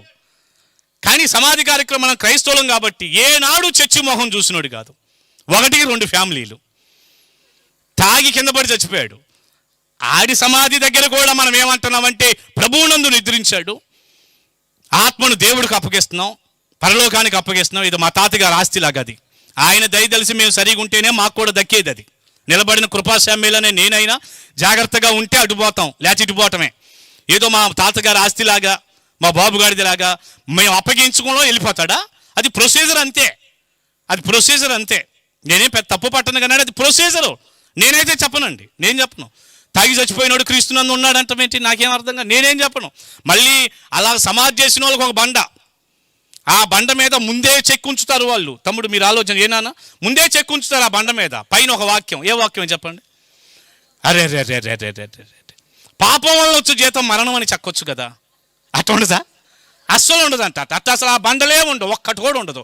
ముందే ఎవరు పోయినా ఆ బండేగా. ఏనానా ఈ తమ్ముళ్ళు కూడా వింటున్నారు, ఎవరు పోయినా ఒకటే బండ. ఏడా ఆయన ఎట్టపోయాడో, ఎయిడ్స్లో పోయాడు, హెచ్ఐవితో పోయాడా, తాగి పోయాడా, లేకపోతే ఇద్దరు భార్యలు పెట్టుకొని తంతే చచ్చిపోయాడా? మరి ఎందుకు చచ్చిపోయాడా ఆ బండోడికి తెలుసా? అక్కడ మేము ఉండేది దొనబండ, బండలు అమ్మేవాళ్ళు విజయవాడ. వాళ్ళకేం తెలుసు? ఒకటే బండ తీసుకొచ్చారు. జననం మరణం మధ్యలో ఒక గీత, ఆ గీతే జీవితం. దానికోసమే ఈ ఆరాటం పోరాటం. గీతే లైఫ్, మధ్యలో గీత ఉంది, జననం మరణం గీత ఉంది. ఆ గీత కోసమే ఇవన్నీ కూడా. అరే జీవితం ఈ గీతే అనుకుంటే క్రీస్తునందే ఉండేవాడు. చేతులైతే పెద్ద హల్లెలూయా చెప్పండి. జననం మరణం ఓ పేరు, మోగబోయిన పెంటయ్య ఏదో పేరు. పైన ఏవో ప్రభువునందు మృతి చెందు మృతులు ధన్యులు. రెఫరెన్స్ ఏమో ప్రకటన గ్రంథం 14:3 ఏదో ఉంది అక్కడ. ఏ బిడ్డ అది వేసి మొత్తం అదే తీసుకురావటం. అసలు చచ్చి మొహమే చూడటం. ఆ వ్యక్తి కూడా ప్రభువునందు అంటే క్రీస్తునందు ఉండటం అంటే ఎంత చీప్ అయిపోయింది.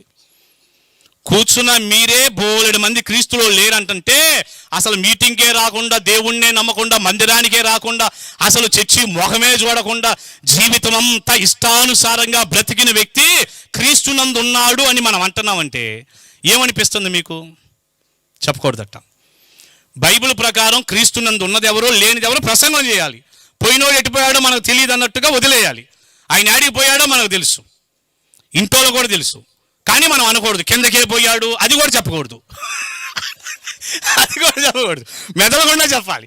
అంతేగాని వీళ్ళు ఏమనుకుంటారోనని ప్రభువుని తెలుసుకున్నాను. చాలాసార్లు చూశాను, ప్రభువుని తెలుసుకున్నారు, ప్రభువుని ఎందుకు నిద్రించారు, ఇలాంటి డూబు మాటలన్నీ.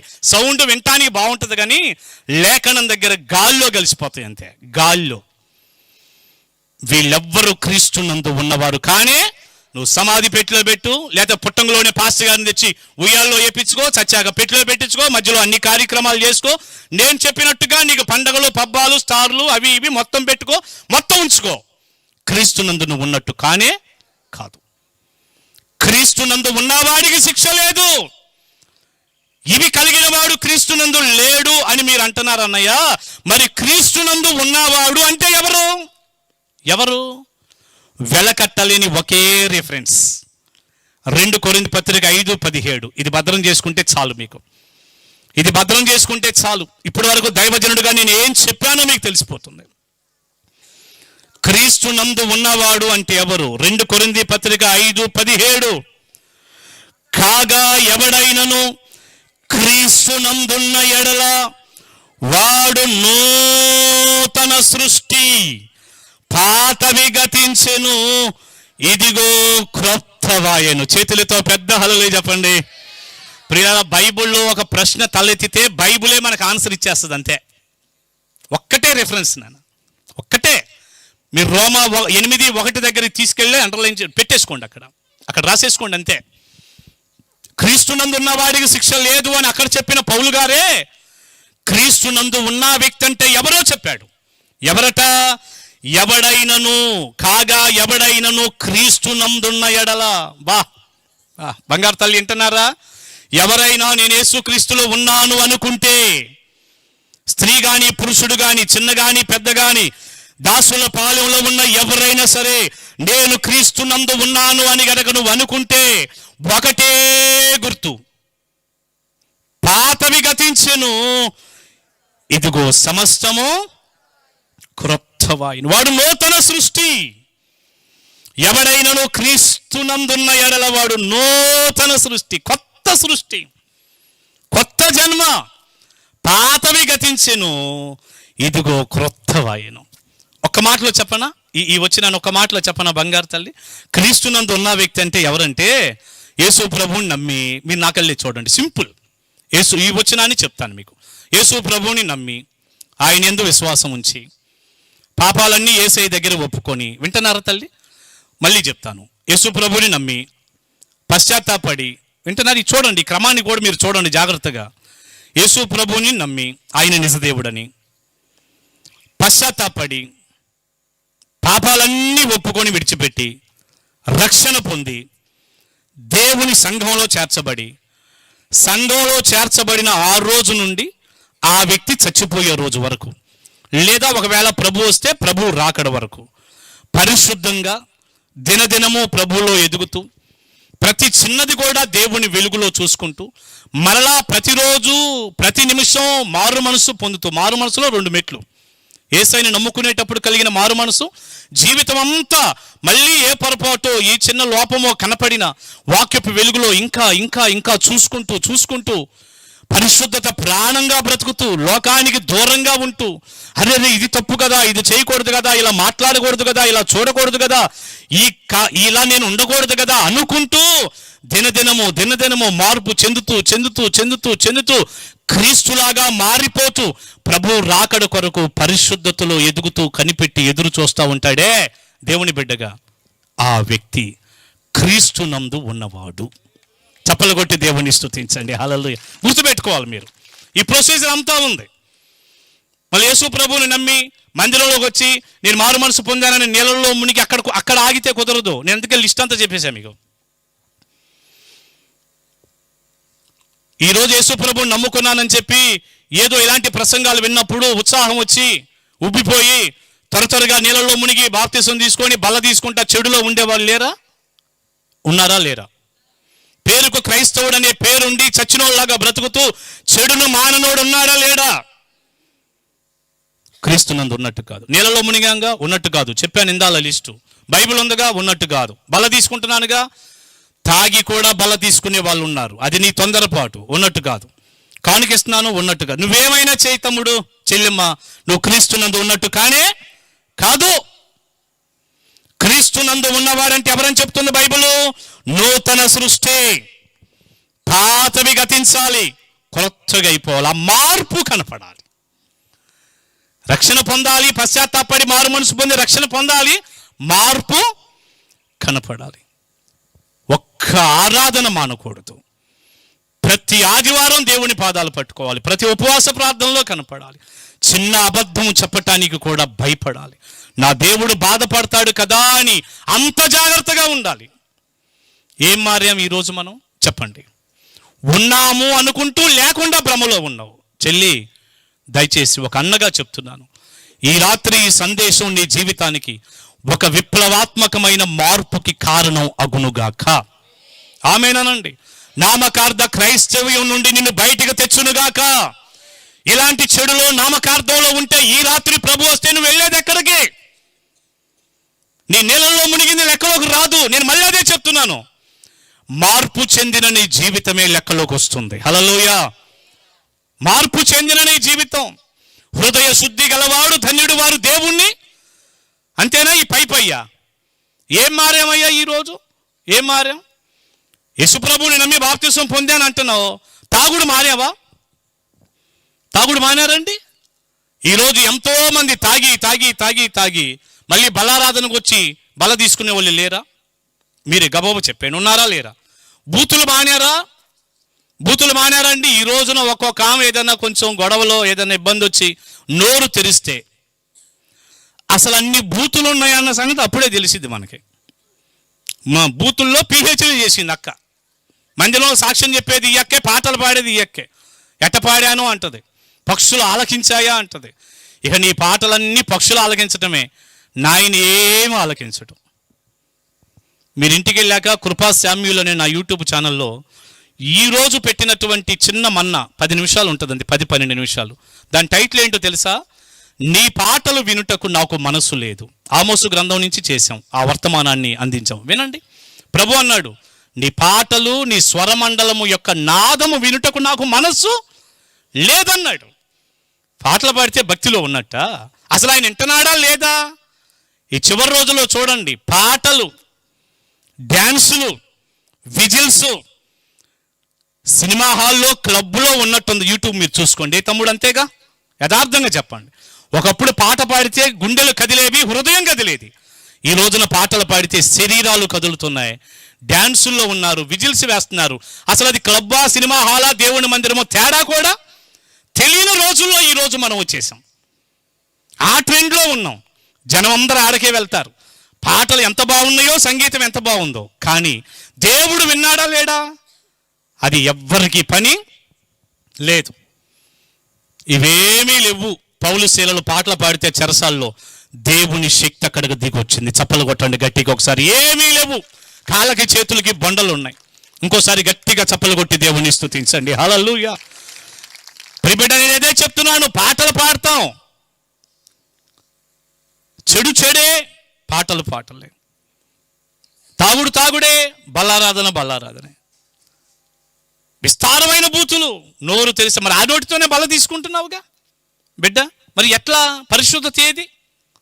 సాక్ష్యం చెబుతున్నావు, పాటలు పాడుతున్నావు, బల్లారాధన తీసుకుంటున్నావు. ఏది పరిశుద్ధత? బాధగా ఉంది. మందిరానికి వచ్చి ప్రభువుని నమ్మి రక్షణ పొందానని చెప్పుకునేవారు కూడా అక్రమ సంబంధాల్లో ఉన్నవారు లేరా? ఎంత బాధగా ఉందో ఒకసారి ఆలోచించండి. ఏమండి, దేవుని పిల్లలమే దేవుని మందిరంలో ఉన్నామనుకొని సినిమాలు చూసేవాళ్ళు లేరండి. ప్రార్థన చేసుకొని సినిమాకు పోయేవాళ్ళు ఉన్నారు, టికెట్లు అందటం కోసం. మళ్ళీ కుటుంబంతో అమ్మాయి మోకరించండి అందరినీ మోకరింపజేసి, నా ప్రభువా, నా తండ్రి, మేము సినిమా పోతున్నాం నాయన, కొత్త సినిమా, టికెట్లు అందటానికి సహాయం, దేవుని సహాయం చేసి సినిమాకు పంపాలా. ఒకప్పుడు అది. ఇప్పుడు ఇక ప్రార్థన చేసుకొని సినిమా హాల్ లాగా పోవాల్సిన అవసరం, ఒక చిన్న సినిమా హాలే మన చేతిలో ఉంది. ఆడదాకపోతే ఒకటే సినిమా, ఆ పోస్టర్ చూసా ఉన్న సినిమాకి వెళ్ళాలి. దీంట్లో మనకి ఏ సినిమా కావాలంటే, పాతవి కావాలా, కొత్తవి కావాలా, ఈ రెండింటి మధ్యలో వచ్చినవి కావాలా, ఏది కావాలంటే ఆ సినిమా. ఇక సీరియల్కి మనం చెప్పాల్సిన పని చెప్పండి. ప్రియులారా, వీళ్ళందరూ కూడా క్రీస్తునందు ఉన్నట్టేనా? అది నాకు తెలియక అడుగుతున్నా బంగారు తల్లి. మళ్ళీ ఎప్పుడు వస్తానో ఏమో ఈ దాసుల పాలెం అడుగుతున్నా. ఉన్నట్టేనా? వీళ్ళందరూ క్రీస్తునందు ఉన్నట్టేగా? నేను మాట అడుగుతాను, క్రైస్తవులు సినిమాలు చూడొచ్చా? సీరియల్ చూడొచ్చా అండి? ఆ మధ్య ఓ పాస్టర్ గారు అన్నారు, సినిమాలు పెద్ద దెయ్యం, సీరియల్ చిన్న దెయ్యం అన్నాడు ఆయన. నాకు అనిపించింది, కాదండి, సినిమానే చిన్న దెయ్యం, సీరియల్లే పెద్ద దెయ్యం. సినిమా 2:30-3 గంటలు చూస్తే అయిపోయిందిగా తల్లిగా. కానీ సీరియల్ అట్టా అవదు. విజయవంతమైన 1557వ ఎపిసోడ్ రేపు రాత్రి 7 నుంచి 7:30 దాకా ఒకటి, 7:30 నుంచి 8 దాకా ఒకటి, 8 నుంచి 8:30, 8:30 నుంచి 9, 4 సీరియళ్ళు చూసి ఇక అప్పుడు బయలుదేరింది సిస్టర్ గారు పెద్ద ముసుగు ఒకటేసి. ఇక అప్పుడు ఇంతకుముందు ఆరాధన ఇట్లాంటి సభలు పెడితేనంటే 7 అంటే 7ంటికి ఉండేవాళ్ళు. ఇప్పుడు 9ంటికి ఎందుకు వస్తున్నారు, 8:30కి ఎందుకు వస్తున్నారంటే 2-3 సీరియళ్ళు ఈ సౌండ్ పడకుండా తలుపులు వేసుకొని బాగా చూసేసి, ఏమండి ఇక దిగి వస్తా పెద్ద భక్తురాలు నడిచినట్టు, పెద్ద భక్తుడు నడిచినట్టు నడుచుకుంటా ప్రైజ్ లార్డ్ అని కొంగలాగా వంగుతా, ఏమండి అందరికీ అదే పెద్ద ప్రైజ్ లార్డ్ రాజకీయ నాయకుడు ఊపినట్టు ఊపుకుంటా వచ్చి ఇక్కడ కూర్చొని పాటలకి మామూలుగా ఉండదు. అప్పుడు వచ్చినా మళ్ళీ పాట ఇవ్వాలి వీళ్ళకి. ఈపోతే అలుగుతారు, మళ్ళీ వెళ్ళిపోతారు. తెలుసా మీకు ఈ సంగతి? మన పరిచర్లు ఇంకా చాలా శ్రేష్టంగా ఉన్నాయి. ఇక్కడ వాక్యానికి పెద్ద పేట ఉంది. చేతులెత్తి ఒక హల్లెలూయా చెప్పండి. ఏది పాడినా ఏది చేసినా ఆ టైంలోనే జరిగిపోతున్నాయి. కొన్ని అయితే అట్ట కాదు, అయ్యగారు మీకు 8:30కే ఇస్తామంటారు, 10ంటికి ఇచ్చే సభలు కూడా ఉంటాయి. ఏంటంటే ఊరుకోరండి వీళ్ళు పాటలు ఇపోతే. 4 సీరియల్ చూసి వచ్చిన వాళ్ళకి మరి పాటలు ముందు వచ్చి పాడదు మరలేమా? ఏమంటే చూడొచ్చా? సీరియల్ చూడొచ్చండి? గట్టిగా చెప్పండి. సీరియల్ మనం చూడొచ్చా? సినిమాలు చూడొచ్చేమోగా. పాత ఏమైనాయి? పాత సినిమాలకి ఏమైందిరా? మాట్లాడరా మీరు, అట్ట చూస్తారేంటమ్మా? పాత సినిమాలు ఏమన్నా ప్రాబ్లమా? ఈనాడు చాలామంది దేవుని పిల్లలు ఇల్లండి సినిమా హాల్ అయిపోయినాయి. ఆ టీవీ పెడితే 10 ఏళ్ళకి వినపడాలా, క్యాసెట్ పెడితే ఆ స్పీకర్ బాక్సులు 10 ఏళ్ళకి వినపడాలి.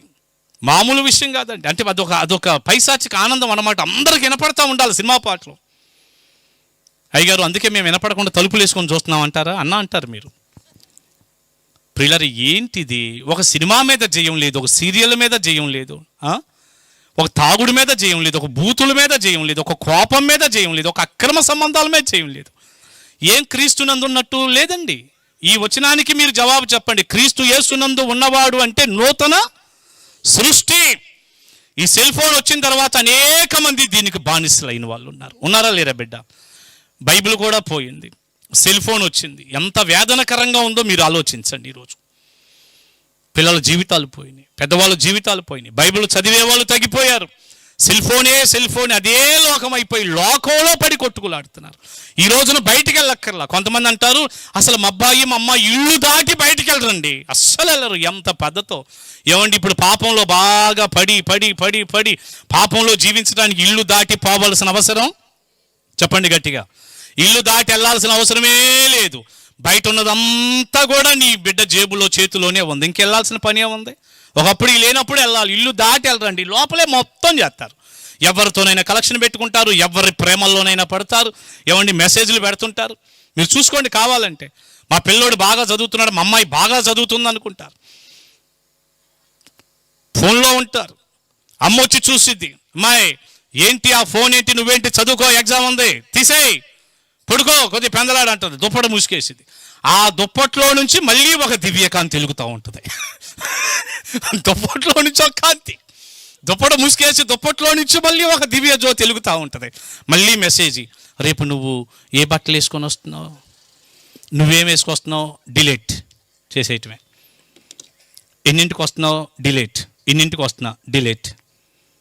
ఖచ్చితంగా మనం కలుసుకొని ఏ సినిమాకి వెళ్తాం, డిలీట్. ఈ సినిమాకి వెళ్దాం, డిలీట్. పెట్టటం డిలీట్ చేయటం, పెట్టటం డిలీట్ చేయటం. మీరు చేసేది అయ్యేగా యవనస్తులు, తెలియదా మీకు? అట్ట చూస్తారే కొంగల్లాగా, తెలియదు మీకు? ఇక్కడ డిలీట్ చేసావు, జీవగ్రంథం దగ్గర అక్కడ నీ లిస్టు అంతా ఉందిగా, అక్కడ గ్రంథాలు ఉన్నాయిగా, ఇప్పుతారుగా, అక్కడ లేవా, ఉన్నాయా? అక్కడ డిలీట్ అవుతాయా? అమ్మను మోసం చేసావు, నాన్న మోసం చేసావు, దైవ సేవకులు మాలాంటి వాళ్ళని అయితే కావలసినంత మోసం, నువ్వు ఏడ ఉంటాం, మేము ఏడ ఉంటాం. కానీ జీవితం ఏమైంది? అక్కడ డిలీట్ అయిద్దా? మరి దేవుని దగ్గర డిలీట్ ఉందా? మొత్తం లిఖించి అక్కడ ఉంచుతున్నారా? ప్రతిదీ నోట్ చేయబడిద్దండి అక్కడ. మీరు గుర్తుపెట్టుకోవాలి, న్యాయపీఠము ఎదుటకు వెళ్ళాక నీ గ్రాపంతా ఇలాగ వెళ్ళిపోయి కనపడి నీ పాపాల లిస్ట్ అంతా పెరిగిపోయి దీనిని బట్టి నీకు నిత్య రాజ్యం కోల్పోతున్నావు బిడ్డ అని దేవుడు ఖచ్చితంగా చెబుతాడు. నీ బహుమతి తగ్గిపోతుంది, నువ్వు దేవుని సన్నిధి కోల్పోతావు. ఇది న్యాయపీఠం దగ్గరికి వస్తే. ఒకవేళ ఈ పాపాల్లో నుంచి, పాపంలోనే నువ్వు చచ్చిపోయావనుకో, చెడులో ఉండి, ఇక న్యాయపీఠం ఎదుటికి ఏమీ లేవు, ఇక నువ్వు నరకానికి వెళ్ళిపోవాల్సి వస్తుంది. ఆ తర్వాత ధవళ సింహాసనం తీర్పులోకి బయటకు వస్తావు, తర్వాత పాతాళం నుంచి నరకానికి వెళ్ళిపోతావు. ప్రిబిడ్డ, ఎంత ఘోరం ఇది! ఎవరిని మోసం చేస్తాం? మొత్తం చెడు పాపమే. ఇలా చేసే ప్రతి వ్యక్తిని నేను అడుగుతున్నా, మీరు క్రీస్తు యేసునందు ఉన్నట్ట? నువ్వు క్రైస్తవ కుటుంబంలో పుట్టినా, బైబిల్ ఉన్నా, బట్టలున్నా, ఇంకోటున్నా, మీ ఇంటి మీద సిలువ ఉన్నా, నీకు మంచి మందిరం ఉన్నా, ఏదైనా ఉండొచ్చు, క్రీస్తు యేసునందు ఉన్నట్టు కాదు. క్రీస్తు యేసునందు ఉండటం అంటే జీవితం మారిపోవటం. హల్లెలూయా! లైఫ్ మారిపోవటం. మీకు సీతాకోక చిలుకు తెలుసా? గొంగళ పురుగు తెలుసా? చెప్పేయండి బంగారు తల్లి. గొంగళ పురుగు తెలుసా? గొంగళ పురుగే సీతాకోక చిలుక అని ఎంతమంది తెలుసు? అసలు దానికి దీనికి ఏమైనా సంబంధం ఉందా? కొంచెం చెప్పండి దయచేసి. దానికి దీనికి ఏ సంబంధం? గొంగళ పురుగు నల్లగా ఉంది, పైనంతా వెంట్రుకలు బొచ్చుగా ఉంది. అది ఏ షర్టు మీదకి వెళ్ళినా, ఏ చీర మీదకి వెళ్ళినా, ఎక్కడికి వెళ్ళినా అది మనం వేసుకుంటే ఎలర్జీ వస్తుంది. అందుకే అది కనపడంలోనే చేత్తు కూడా మనం ముట్టుకోము, పుల్లతో తీసి అవతల పారవేస్తాం. దాని రూపం బాగాలేదు, దాని పైన ఆకారం ఏం బాగాలేదు, పోయినది పాకినా కూడా ఎలర్జీగా ఉంటుంది. ఒక సమయం వచ్చేపాటికే గొంగళి పురుగే సీతాకోక చిలుకలాగా రూపాంతరం చెందింది. హల్లెలూయా! అసలు సీతాకోక చిలుక ఎంత అందంగా ఉంది, ఎంత బాగుంది ఏమండి! అసలు దాని రెక్కలు ఎలా ఉన్నాయి, దాని కలర్ ఎలా ఉంది, రంగులుగా ఉండి, అసలు అది చూడంగానే మన మనసుకి ఎంత సంతోషం, తీసుకుంటాం, ముద్దు పెట్టుకుంటాం, చేతిలో పెట్టుకుంటాం, ఎంత ఆనందిస్తాం. అవునా కాదా? ఇది నిజమైన మార్పు. అంటే ఈ గొంగళ పురుగే సీతాకోక చిలుక. ఆ వ్యక్తే ఈ వ్యక్తేనా అన్నంత మార్పు ఒక గొంగళ పురుగు సీతాకోక చిలుకలాగా అయినట్టుగా మన జీవితాలు అయిపోవాలి. క్రీస్తు యేసునందు ఉన్నవాడు అంటే నూతన సృష్టి. హల్లెలూయా! పాతవి గతించెను, ఇదిగో సమస్తం క్రొత్తవాయిన. ఒక్క మాట చెబుతాను, ఒక అబద్ధం కూడా నువ్వు ఆడకూడదు బిడ్డ. నో, ఒక అబద్ధం కూడా ఆడటానికి బైబిల్ ఒప్పుకోలేదు. అబద్ధికులందరూ అగ్ని గంధకాలతో మండు గుండములో పాలు పొందుదురు, ఇది రెండవ మరణం అన్నాడు. అంతేగా? అబద్ధమే నిన్ను నరకానికి తీసుకెళ్తుంటే ఇప్పుడు వరకు చెప్పి లిస్ట్ అంతా యాడి తీసుకెళ్తుంది? ఇంత లిస్టు పెట్టుకొని ఇతను కూడా క్రీస్తునందు ఉన్నవాడేనని సమాధుల దగ్గర జ్ఞాపకార్థ కూడికల్లో మనం చెబుతుంటే అసలు బైబిల్కి మన బోధకి ఏమైనా సంబంధం ఉందా? మీరు ఆగి ఆలోచించండి. పూర్తి మార్పు, మన జీవితాలు పూర్తిగా మార్చబడునుగాక. హల్లెలూయా. ఆ వ్యక్తేనా ఈ వ్యక్తి అన్నంత మార్పు రావాలి మనకి. ఆ మధ్య ఒక అమ్మాయి యేసు ప్రభువుని నమ్ముకున్న తర్వాత కొన్నాళ్ళకి మళ్ళీ విదేశాలకు ప్రయాణం చేస్తూ ఎయిర్పోర్ట్లోకి వెళ్ళి పాస్పోర్ట్ ఇచ్చిందంట. ఆ పాస్పోర్ట్ చూసినటువంటి ఆఫీసర్ అన్నాడంట, ఏంటమ్మా ఈ పని చేసావు, ఎట్టగాన పడుతున్నాము, ఈ అమ్మాయి నువ్వు కాదుగా అన్నాడంట. ఈ అమ్మాయి నువ్వు కాదు అన్నాడంట. లేదండి నేనేనంటే భలేదానివి, అసలు దీనికి నీకు ఏ సంబంధం లేదు, నువ్వు ఇలా ఉన్నావు, ఈ అమ్మాయి ఇలా ఉంది, ఈ అమ్మాయి నువ్వు ఒకటి కాదు, ఎవరిని మోసం చేద్దాం అనుకున్నావు అన్నాడంట. ప్రభువుని నమ్ముకున్న తర్వాత ఆ రూపంలో కానీ, ఆ చూపులో కానీ, ఆ పద్ధతిలో కానీ అంత మార్పు వచ్చింది ఆ బిడ్డకి. చప్పలు కొట్టి దేవుని స్తుతిద్దాం. హల్లెలూయా. ప్రియ బిడ్డ, మారు మనసు, రక్షణ, క్రీస్తు నందు ఉండటం, పరిశుద్ధత, ప్రాణంగా బ్రతకటం. నేడు రేపు ప్రభు రాబోతున్నాడు. నువ్వు ఎత్తబడి యుగ యుగాలు ప్రభుతో ఉండాలంటే ఈ మార్పు నీకు కలుగునుగాక. పౌలు గారు గలతీ పత్రికలు అన్న ఒక్క మాట ఇలా చదవండి, మనం ప్రార్థన చేసుకుందాం త్వరగా. గలతీ పత్రికలో ఒక చక్కని మాట, 2వ అధ్యాయం, గలతీ పత్రిక 2వ అధ్యాయం 20వ వచనం. నేను క్రీస్తుతో కూడా సిలువ వేయబడి ఉన్నాను, ఇకను జీవించువాడను నేను కాను, క్రీస్తే నా యందు జీవించుచున్నాడు. నేనిప్పుడు శరీరమందు జీవించుచున్న జీవితం నన్ను ప్రేమించి నా కొరకు తన్ను తాను అప్పగించుకొనిన దేవుని కుమారుని యందలి విశ్వాసము వలన జీవించుచున్నాను. హల్లెలూయా. నేను క్రీస్తుతో కూడా సిలువ వేయబడి ఉన్నాను, ఇకను జీవించువాడను నేను కాను, క్రీస్తే నా యందు జీవిస్తున్నాడు. చెప్పండి, ఎవరు జీవిస్తున్నారు? క్రీస్తు జీవిస్తున్నాడా? పాపం జీవిస్తుందా? క్రీస్తు జీవిస్తున్నాడా? సాతాను జీవిస్తున్నాడా? క్రీస్తు జీవిస్తున్నాడా? లోకం జీవిస్తుందా? ఇక నేను జీవించే జీవితం నా ప్రభువుది. నేను క్రీస్తుతో కూడా సిలువ వేయబడి ఉన్నాను, ఇక జీవించువాడను నేను కాను, క్రీస్తే నా యందు జీవిస్తున్నాడు. ప్రభు కనపడునుగాక. మార్పు అంటే అదే. ఒకసారి అండి డిఎల్ మూడి అనే దైవజనుడు ట్రైన్లో ప్రయాణం చేస్తున్నాడు. డిఎల్ మూడి తెలుసా మీకు? ఈ రోజులాగా మీడియా వాతావరణం లేని ఆ రోజుల్లో గొప్ప సువార్త ప్రకటిస్తూ 1,000,000 మందిని సువార్త వెలుగులోనికి తెచ్చిన గొప్ప దైవజనుడు. ఎంతమందినండి? నా కళ్ళే చూసి చెప్పండి, ఎంతమందిని? 1,000,000 మందిని సువార్త వెలుగులోకి తెచ్చాడు డిఎల్ మూడి అనే గొప్ప దైవజనుడు. ఆయన ఒకసారి ట్రైన్లో ప్రయాణం చేస్తుంటే అదే కంపార్ట్మెంట్లో ఒక 3 యవ్వనస్తులు కూర్చున్నారు. పేక ఆడుకుందాం అనిపించిందట. పేకాట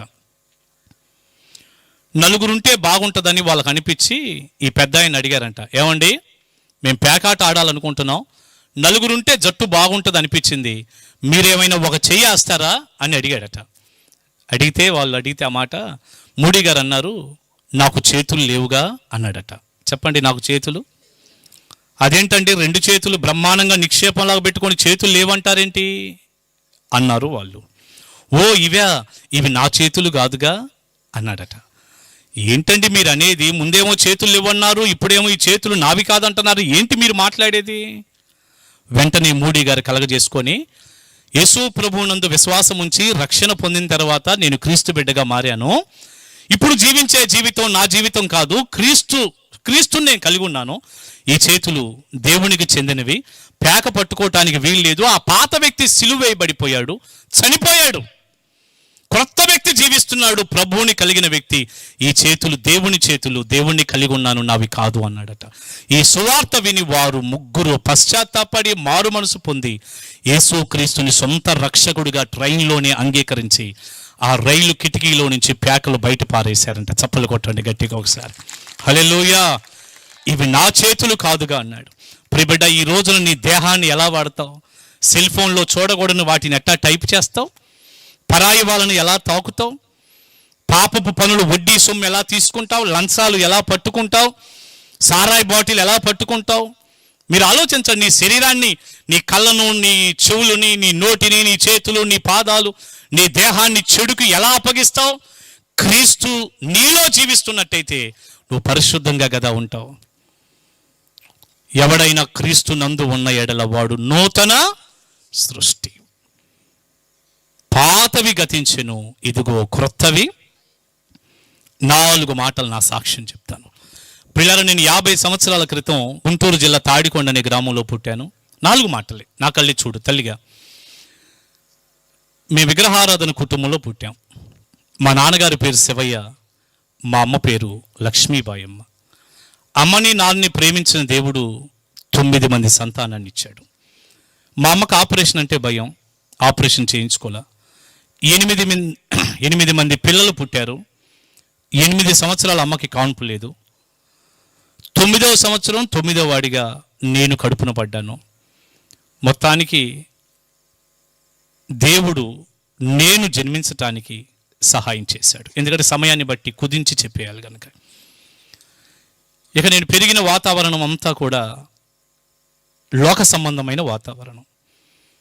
పెద్ద కుటుంబం, నానేమో డ్రింకరు, పెద్ద డబ్బులు లేవు, కనీసం తినటానికి మంచి భోజనం కూడా కష్టమైన పరిస్థితులు. చిల్లర కొట్లో ఉంటే శుభ్రంగా శనగపప్పు బెల్లం ఇవన్నీ తినొచ్చు కదా అని నేను సుమారు 10 సంవత్సరాలు చిల్లర కొట్లో గుమ్మస్తాగా నేను పనిచేశాను. కౌంట్ల దగ్గర. పుట్టింది విగ్రహారాధన కుటుంబంలో, కుండలు చేసుకునే వృత్తి మాది. పెరిగింది మొత్తం కూడా చిల్లర కొట్లో గుమ్మస్తాగా వైసెస్ దగ్గర నేను పెరిగాను. ఇక ఆ వాతావరణం అంతట్లో జీవిస్తూ నేను బ్రతికాను. ఇక చెడు పాపం అంటారా, ఇక నా జీవితంలో ఇప్పుడు ఏదైతే చెడు అని నేను చెప్పానో అన్ని కార్యక్రమాల్లోనికి నేను వెళ్ళిపోయాను. లోక సంబంధిగా ఉండి సినిమాలని, ఆటలని, పాటలని, చెడని.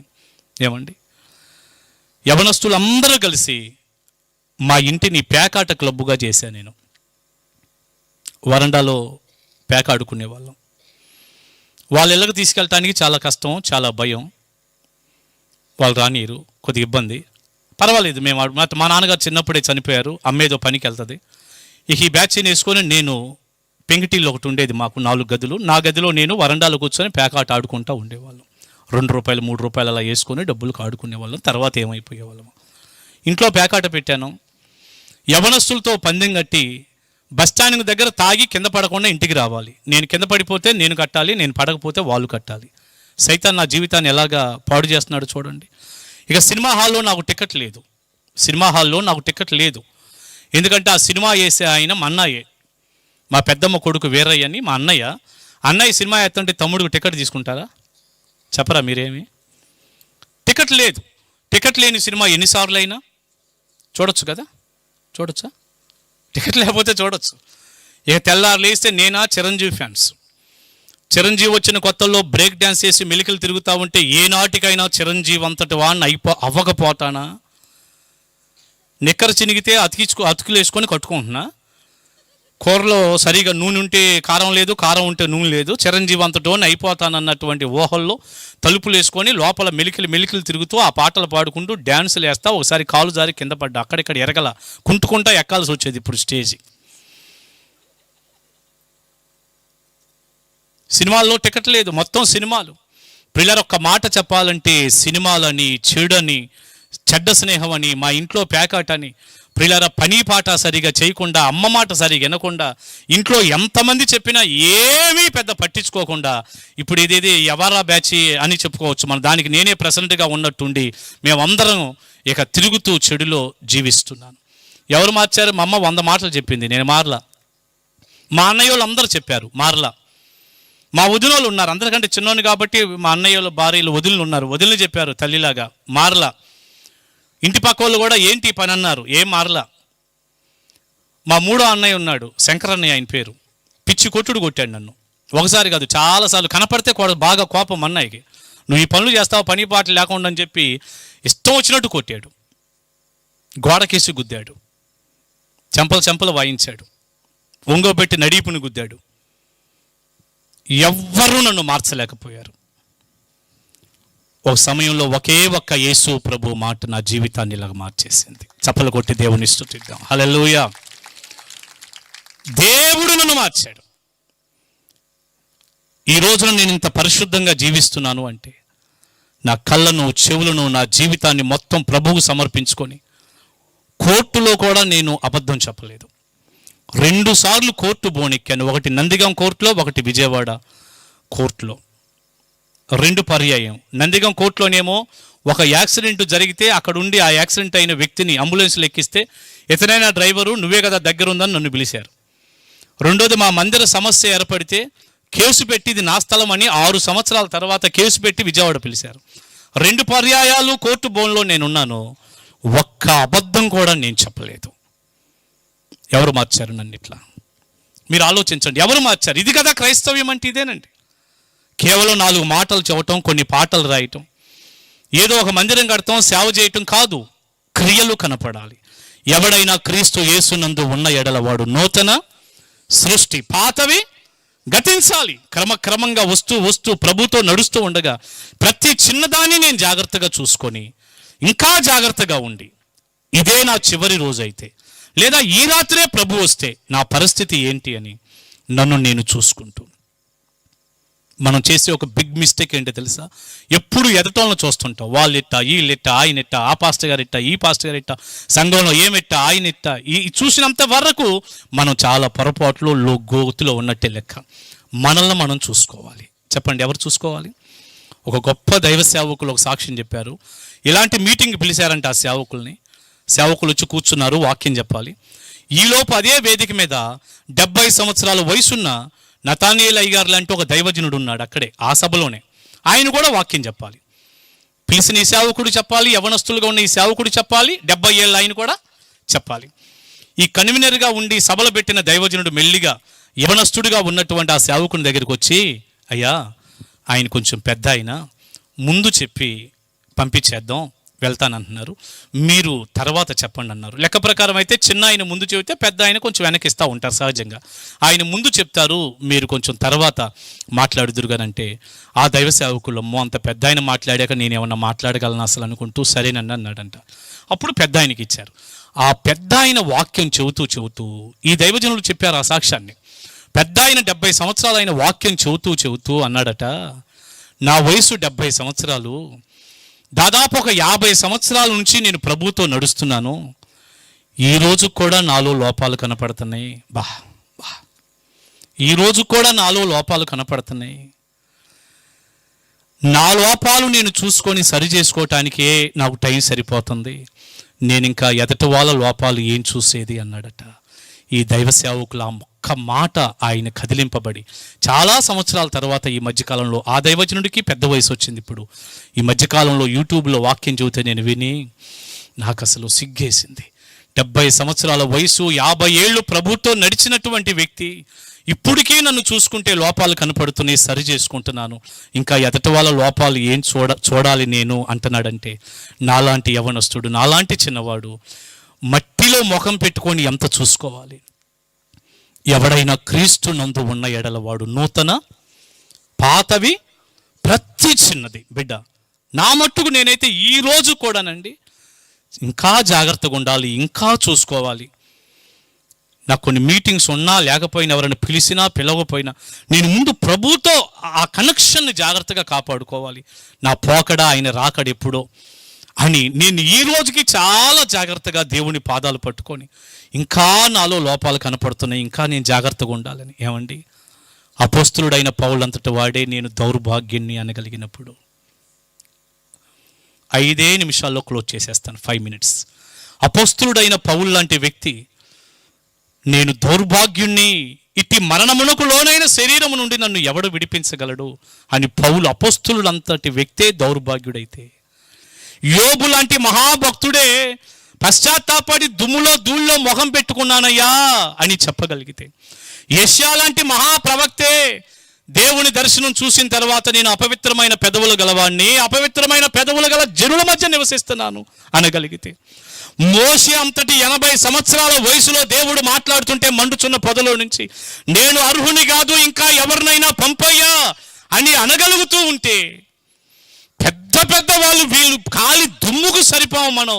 అలాంటి వాళ్ళు, అలాంటి గొప్ప దైవజనులే పశ్చాత్తాపడి నా జీవితం ఇలాంటిది అని చెప్పుకోగలుగుతుంటే, ప్రియ బిడ్డ, ఈ రోజున మనం గొప్ప వ్యక్తుల్లాగా, పరిశుద్ధుల్లాగా, నాకంటే మించిన వాళ్ళు ఎవరున్నారు, నేను కాకపోతే ఎవరు వెళ్తారు పరలోకానికి అనుకుంటూ చెడులో ఉండి నీ చెడును కూడా చూసుకోలేకపోతున్నావంటే నిజంగా ఎంత ఆశ్చర్యకరంగా ఉంది బిడ్డ. నేనేదో గొప్ప సందేశం ఇస్తున్నాను కదా అని సమయాన్ని కూడా ముందుకు తీసుకెళ్ళి తప్పు చేయకూడదు. నేను ముగిస్తున్నాను. క్రీస్తు యేసు నందు ఉన్నవాడికి ఏ శిక్ష విధి? లేనివాడికి నరకం, పాతాళం అనే అగ్నిగుండం అనే శిక్ష ఉంటే క్రీస్తు నందు ఉంటే నిత్య జీవమేగా. ఎంత ధన్యత! యేసయ్య పరలోకాన్ని విడిచి సిలువలోకి వచ్చింది ఈ ఒక్క దాని కోసమేగా. హల్లెలూయా!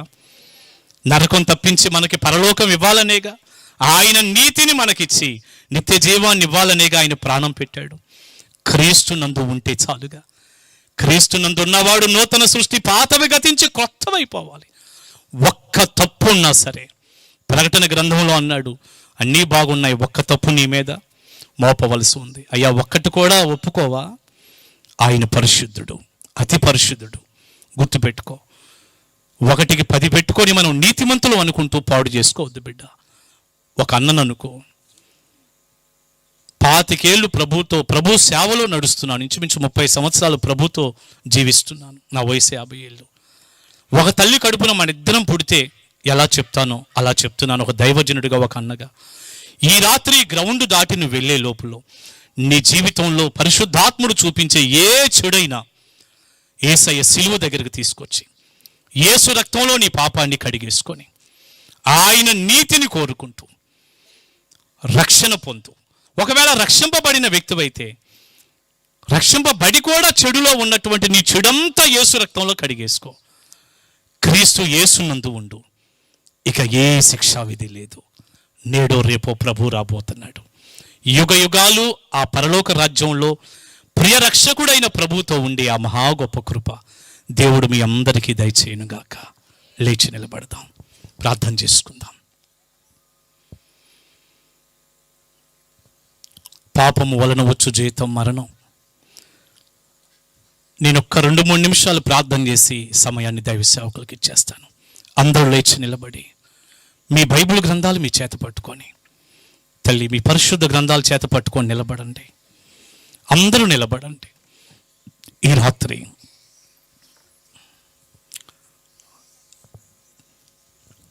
ఒక ప్రార్థన మనం చేసుకుందాం. క్రీస్తు యేసునందు ఉన్న వారికి ఏ శిక్షా విధి లేదు. క్రీస్తు యేసులో లేని వారికి శిక్ష ఉంది. తల్లి, పక్క వాళ్ళతో ఎవ్వరు మాట్లాడొద్దు ప్లీజ్, ప్లీజ్, దయచేసి. ఈ చక్కటి సందేశం 1 గంటకు పైగా విన్నావుగా. ఒక్కసారి అలా చేతులు ప్రభు తట్టు చాపి, ప్రభు తట్టు నీ చేతులు చాపి, ప్రభువా నాకు సహాయం చేయమని అడుగు.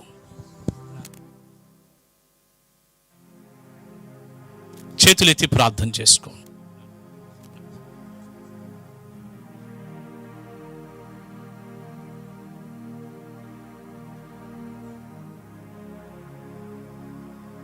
చేతులెత్తి ప్రార్థన చేసుకోండి. చేతులెత్తి ప్రార్థన చేసుకోండి. చేతులెత్తి ప్రార్థన చేసుకోండి. అందరూ చేతుల పైకెత్తి ఈ రాత్రి విన్న ఈ చక్కని సందేశం, ప్రియబిడ్డ, క్రీస్తు యేసునందు నువ్వు ఉన్నావా? పరలోక రాజ్యం చాలా సమీపంగా ఉంది. ప్రభు రాబోతున్నాడు. మా రక్షణ పొందానులే అనే భ్రమలో ఉన్నావేమో, క్రైస్తవ కుటుంబంలో పుట్టాననే భ్రమలో ఉన్నావేమో, నేను కాకపోతే ఎవరు వెళ్తారులే పరలోకం అనే భ్రమలో ఉన్నావేమో. బిడ్డ, తప్పు కదూ. నికోదేముతో ప్రభు అన్నాడు, ఒకడు క్రొత్తగా జన్మిస్తే తప్ప వాడు దేవుని రాజ్యాన్ని చూడలేడు అని ప్రభు చెప్పాడు. క్రొత్త జన్మ కావాలి. నరకానికి ఒక్కళ్ళు కూడా వెళ్ళకూడదు. నరకం అంటే చాలా భయంకరమైంది. అగ్ని ఆరదు, పురుగు చావదు. ఆరని అగ్ని, ఏడుపు ఉండే స్థలం అది, పొల్లుగొరు కోట ఉండే స్థలం అది, చీకటి ఉండే స్థలం అది. పాపులైన వారు చనిపోతే అక్కడికి వెళ్ళిన ప్రేతాత్మలన్నీ కేకలు పెట్టే స్థలం అది. వారి బాధ సంబంధమైన పొగ యుగ యుగాలు లేస్తానే ఉంటది. ప్రియబిడ్డ, అక్కడికి వెళ్తే యుగ యుగాలు ఏడుపు, వేదన, దుఃఖము. అయ్యో, ఆరని అగ్ని, చావని ఆత్మ. ఒక్కసారి చేతులెత్తి ప్రియబిడ్డ కన్నీళ్లతో రొమ్ము కొట్టుకొని ప్రార్థించమ్మా. క్షమించయ్యా, ఇంకా నే చెడులోనే ఉన్నానయ్యా, ఇంకా పాపంలోనే ఉన్నానయ్యా. క్రీస్తునందు ఉన్నాను అనుకుంటూనే అయ్యా నేను లోకంలో ఉన్నాను. సైతాను చేతిలో చేయి వేశాను. లోకాన్ని స్నేహిస్తున్నాను, దేమాలాగా లోహ స్నేహమే ఇష్టపడుతున్నానయ్యా. అపోస్తలుడైన పౌలంతటి వాడే నేను దౌర్భాగ్యుణ్ణి అంటున్నప్పుడు, యోబంతటి భక్తుడే నా ముఖాన్ని దుమ్ములో ధూళిలో పెట్టుకున్నాను అంటున్నప్పుడు, మోషే లాంటి భక్తుడే నేను అర్హుణ్ణి కాదు అంటున్నప్పుడు, యెషయా లాంటి భక్తుడు అపవిత్రమైన పెదవులు కలిగిన వాణ్ణి నేను అంటున్నప్పుడు, అయ్యో మనం ఎక్కడ బిడ్డ, మనం ఎక్కడ? ఒకవేళ నువ్వు భ్రమలో ఉన్నావేమో, నేను పరిశుద్ధురాల్ని అనే భ్రమలో ఉన్నావేమో, మందిరానికి వస్తున్నాననే భ్రమలో ఉన్నావేమో. ఒక్కసారి చేతులు పైకెత్తి ప్రభువా నన్ను క్షమించని అడుగు, క్షమించని అడుగు. అడుగు తల్లి, అడుగు. వెళ్దాం, ఇంటికి వెళ్ళిపోదాం, కానీ ప్రభువుని కలిగి వెళ్దాం. ప్రభు లేకుండా వెళ్ళొద్దమ్మా. ఒక అన్నగా బ్రతిమలాడుతున్నాను, నీ చెడు దేవుణ్ణి నీకు దూరం చేసి అడ్డుగోడగా మారింది. ఓ మీ పాపాలు ఆయనకి నీకు అడ్డుగా వచ్చాయి, ఆయన ముఖం మరుగైందని ఉంది కదా యెషయా 59లో. క్షమించమని అడుగుదాం. క్రీస్తు యేసునందు ఎవరైనా ఉన్న ఎడలవాడు నూతన సృష్టి, నూతన సృష్టి. ఇదిగో ఇదిగో పాతవి గతించాలి. ఇంకా నువ్వు చెడు చేస్తున్నావు. సినిమాలు అంటున్నావు, సీరియల్ అంటున్నావు, బూతులు అంటున్నావు, పేకాట అంటున్నావు, అక్రమ సంబంధాలు అంటున్నావు, సెల్ ఫోన్లో చూడకూడని చూస్తున్నావు, నీ జీవితాన్ని పాడు చేసుకుంటున్నావు. ఒక అబద్ధం కూడా బైబిల్ ఒప్పుకోలేదుగా. ఆ చెడు ఎలా చేస్తావు? చెడులో ఉండి కూడా ఆశీర్వాదాల కోసం ఎగబడుతున్నావు. నీ చెడు మానేయి, దైవ దీవెన గ్యారంటీగా వస్తుంది. ప్రభు రాకడ నేడో రేపో సమీపంగా ఉన్నట్టు కనపడుతుంది తల్లి. అమ్మ అందరూ చేతుల పైకి ఒక్క మాట అడగండి, యేసయ్యా అడగండి, ఒక మాట యేసయ్యా పిలవండి, ఒక్క పెద్దగా పిలవండి అమ్మ యేసయ్యా, గట్టిగా పిలవండి యేసయ్యా, కన్నీటితో పిలువు యేసయ్యా, దుఃఖంతో పిలువు యేసయ్యా. అయ్యా నీ సహాయం కావాలి, నన్ను క్షమించయ్యా. అయ్యా నా ముఖాన్ని నేను దుమ్ములో పెట్టుకుంటానయ్యా, నేను దౌర్భాగ్యున్నయ్యా, ఇట్టి మరణమునకు లోనైన ఈ శరీరం నుండి ఎవడు విడిపిస్తాడయ్యా?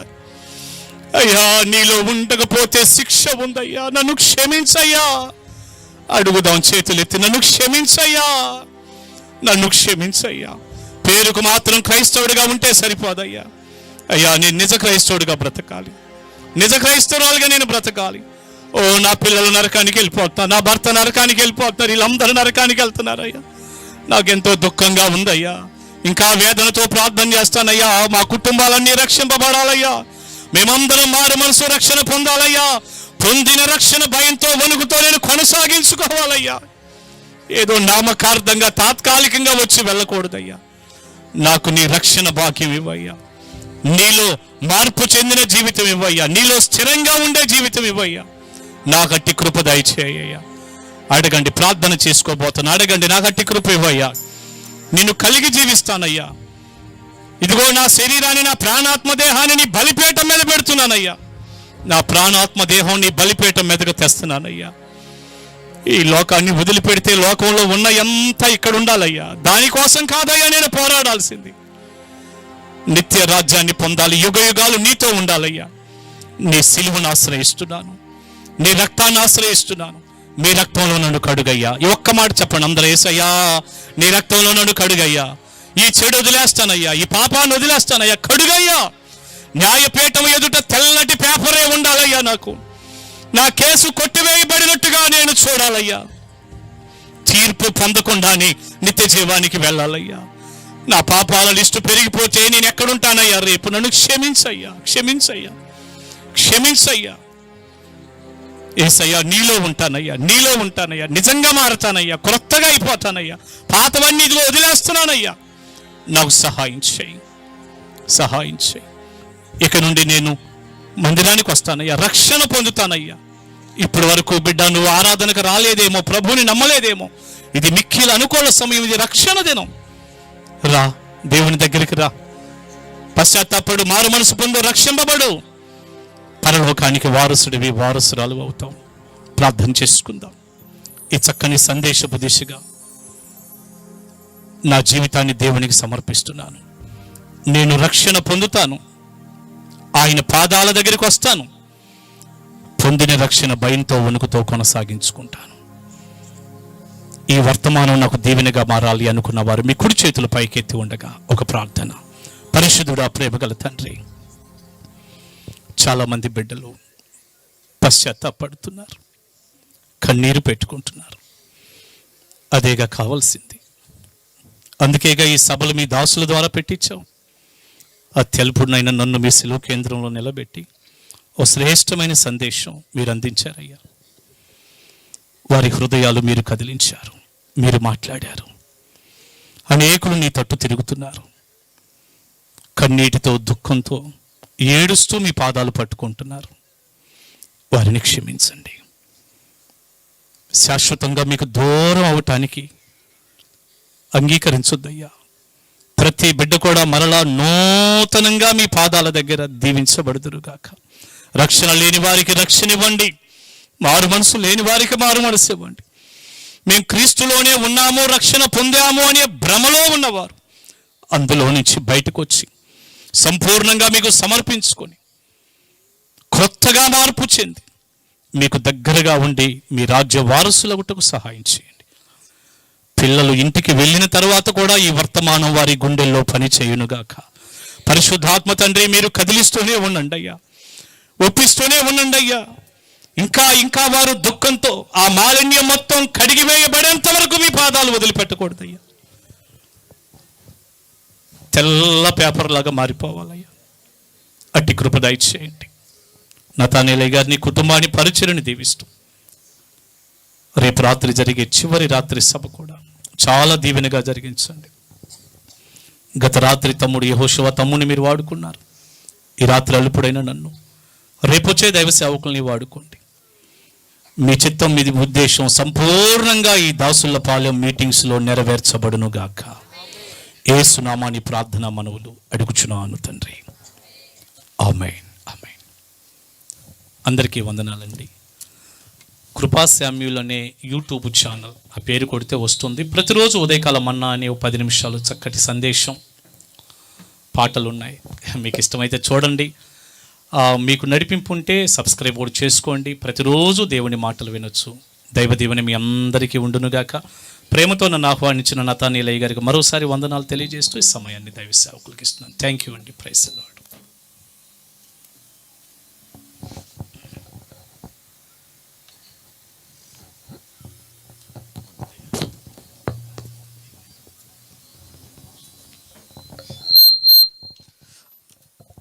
అందరూ కూర్చున్నాం.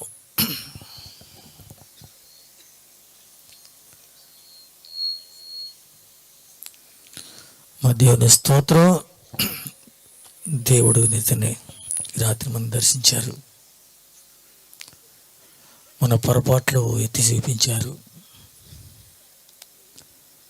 మనం అనుకుంటున్న క్రీస్తులో ఉన్నాము అని పొరపాటు పడుతున్నాం. కాబట్టి మనకు అర్థమయ్యే రీతిలో దేవుడు బోధించారు. అందుకే సభలు ఏర్పాటు చేశారనిపించింది. దేనికి ఉద్దేశము, దైవజనులు ఈరోజు రావటం చాలా మంచిది. వారు చెప్పిన వర్తమానం మీకు కాదు, నాకు కూడా నిజమే భయం, ఏం జరుగుద్దో, ఎక్కడ తప్పు జరుగుద్దో అని.